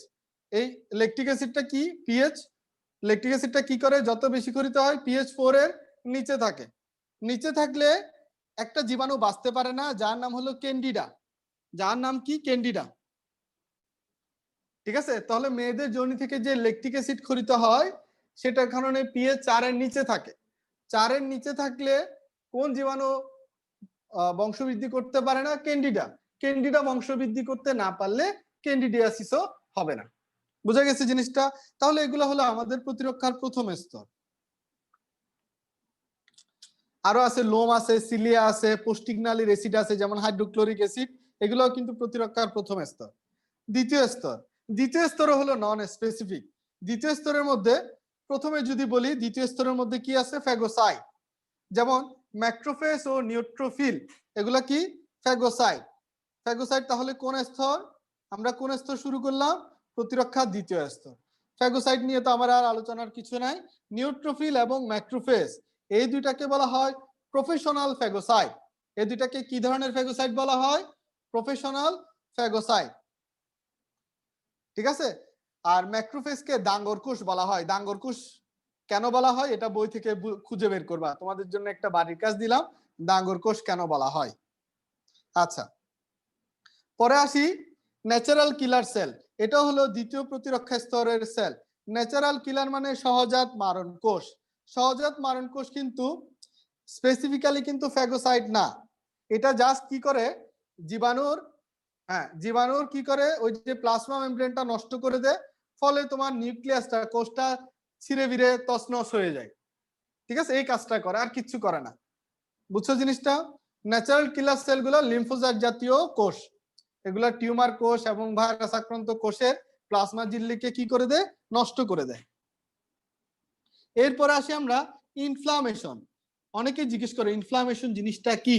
ধরো তোমার হাতে একটা মশা বসছে, হ্যাঁ, মশা বসার পরে মশা একটা ধরো কামড় দিয়ে উড়ে গেল গা, সেই জায়গায় একটু লাল হয়েছে, তুমি ওই জায়গাটাতে কি করলে? হাত দিয়ে ঘষতে ঘষতে ঘষতে ঘষতে ওটার আরো লাল করে ফেলতেছো, আরো লাল করে ফেলতেছো, আরো ফুলাই ফেলতেছো, ব্যথাও বাড়তেছে, এটাকে বলা হয় ইনফ্লামেশন।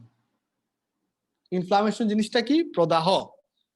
তাহলে প্রদাহ চিহ্ন কি? প্রদাহের চিহ্ন হলো 4টা ঘটনা যদি তুমি একসাথে ঘটে দেখো এবং ধারাবাহিকভাবে ঘটে দেখো, তখন সেটাকে বলবা প্রদাহ।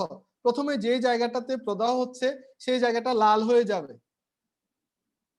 সেকেন্ড কাজ হলো এটা গরম হয়ে যায়। থার্ড ঘটনা হলো এটা ফুলে যাবে। 4 নাম্বার ঘটনা হলো ব্যথা দেখা দিবে। এই 4টা ঘটনা যখন ঘটবে তখন সেটাকে আমরা বলি ইনফ্লামেশন বা প্রদাহ। কমপ্লিমেন্ট। কমপ্লিমেন্ট হলো দ্বিতীয় প্রতিরক্ষা স্তর। কমপ্লিমেন্ট নিয়ে কি আর বলার দরকার আছে না? ক্লিয়ার তোমাদের? অবশ্যই ক্লিয়ার হওয়ার কথা। কমপ্লিমেন্ট দ্বিতীয় প্রতিরক্ষা স্তর। ইন্টারফেরন। ইন্টারফেরন দ্বিতীয় প্রতিরক্ষা স্তর। এটা কি জন্য বলছিলাম? এটা হলো ভাইরাসের আক্রমণে দেহ থেকে নিঃসৃত হয়। ইন্টারফেরন আশা করি ক্লিয়ার। না হলে ক্লিয়ার না হলে আরেকবার ভিডিও দেখে নিবা, ক্লিয়ার হয়ে যাবে। এরপরে যে জিনিসটা আমাদের দরকার সেটা হলো ফিভার। ফিভার। ফিভার জিনিসটা কি? ফিভার জিনিসটা হলো জ্বর। আমি একটা জিনিস সবসময় খেয়াল করি, অনেকেই জ্বর আসলে হলো খুব টেনসড হয়ে যায়। ঠিক আছে, জ্বর যদি স্বাভাবিক মাত্রায় থাকে 101 এর মধ্যে থাকে তাহলে এটা কিন্তু নরমাল জিনিস। এটা তোমারে প্রতিরক্ষার মধ্যে কাজ করে, প্রতিরক্ষার কাজ করে। তো ফিভারটা প্রতিরক্ষার কাজ কিভাবে করে সেটা হলো আমরা যদি একটু খেয়াল করি যে তোমার বডিতে যদি কোনো একটা অ্যান্টিজেন প্রবেশ করে, এই অ্যান্টিজেন কিন্তু ডব্লিউবিসি এই অ্যান্টিজেনকে অ্যাটাক করার জন্য বা ধ্বংস করার জন্য ডব্লিউবিসি অ্যাক্টিভ হচ্ছে। ওই ডব্লিউবিসি থেকে কি ক্ষরণ হচ্ছে? পাইরোজেন ক্ষরণ হচ্ছে। কি ক্ষরণ হচ্ছে? পাইরোজেন ক্ষরণ হচ্ছে। পাইরোজেন ক্ষরণের কারণে বডির কি বেড়ে যায়? টেম্পারেচার বেড়ে যায়। তাহলে বডি টেম্পারেচার যত বাড়ে তার মানে কি পাইরোজেন তোমার বডিতে যে অ্যান্টিজেন গুলা ঢুকছে এগুলার এগেইনস্টে তত বেশি কাজ করতেছে। তার মানে যত বেশি পাইরোজেন তত বেশি কিন্তু ডব্লিউবিসি অ্যাক্টিভ। তাহলে ফিভার একদিক থেকে আমাদের কি নির্দেশ করে? যে আমাদের বডির কাজ কি অ্যাক্টিভলি কাজ করতেছে। বোঝা গেছে জিনিসটা?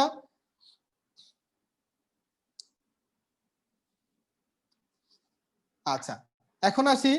জ্বর আমাদের নরমালি 102 থেকে 104 ডিগ্রি ফারেনহাইট পর্যন্ত জ্বর যেগুলা এগুলা দেহের উপকারী করে থাকে। নরমালি 102 থেকে 104 ডিগ্রি ফারেনহাইটের মধ্যে উপকারী করে থাকে, এগুলো প্রতিরক্ষার কাজ করে।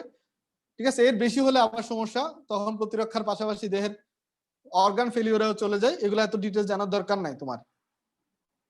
তৃতীয় প্রতিরক্ষা স্তর। তৃতীয় প্রতিরক্ষা স্তর কিন্তু ইমিউনিটি রেসপন্স বলা হয়। তৃতীয় প্রতিরক্ষা স্তরকে ইমিউনিটি রেসপন্স বলা হয়। তো এগুলো হলো স্পেসিফিক, নির্দিষ্ট এবং স্থায়ী কাজ করে। যেমন একটা স্পেসিফিক কাজ কিরকম আমি তোমাদেরকে বুঝাই, যে স্পেসিফিক প্রতিরক্ষা স্তরকে আমি বুঝাইতে পারি হলো কোষ নির্ভর প্রতিরক্ষা এবং অ্যান্টিবডি নির্ভর প্রতিরক্ষা দিয়ে। কোষ নির্ভর প্রতিরক্ষা আর অ্যান্টিবডি নির্ভর প্রতিরক্ষা মানে কি?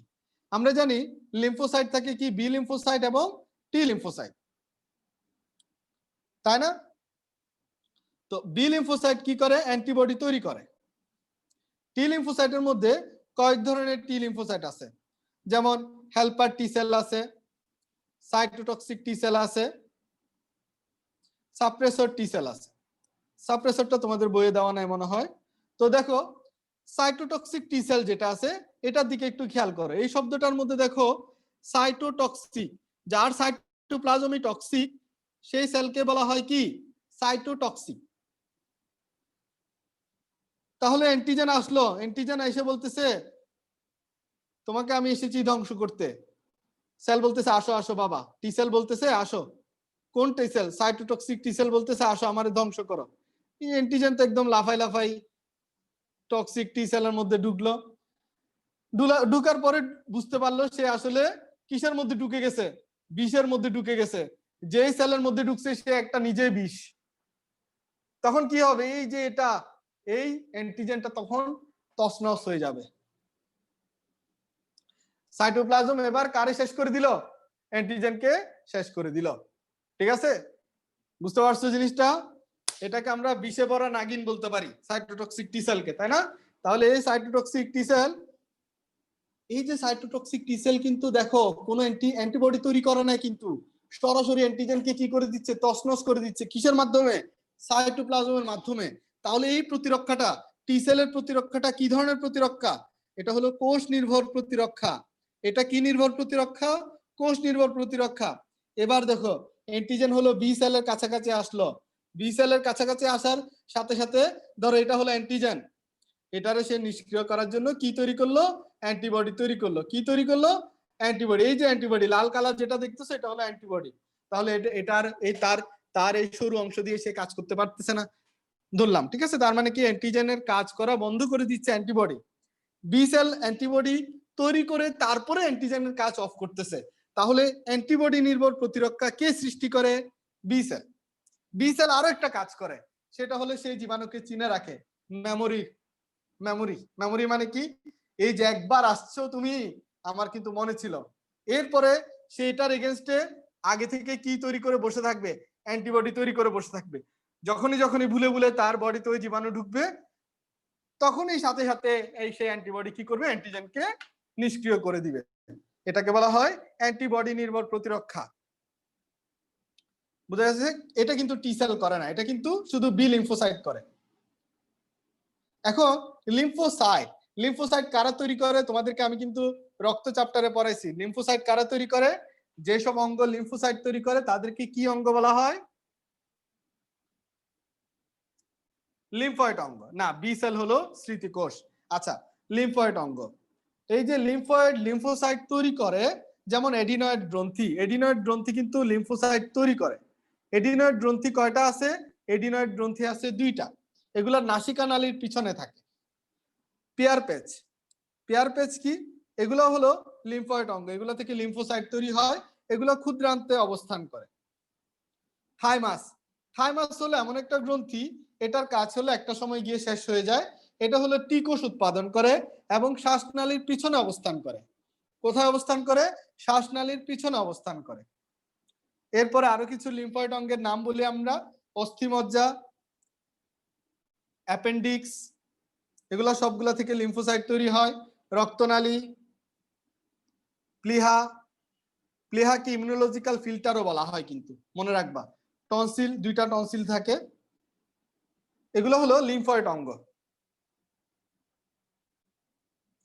বুঝা গেছে জিনিসটা? এগুলো মনে রাখবে, এগুলো হলো লিম্ফোসাইট তৈরি করে। তাহলে এটা হলো আমাদের টোটাল, এটা হলো আমাদের টোটাল কি প্রতিরক্ষার পড়াশোনা। আমি আশা করি তোমাদেরকে সবই ক্লিয়ার করতে পারছি এবং তোমরাও আশা করি বুঝছো। ঠিক আছে? প্লিহাকে ইমিউনোলজিক্যাল ফিল্টার বলে।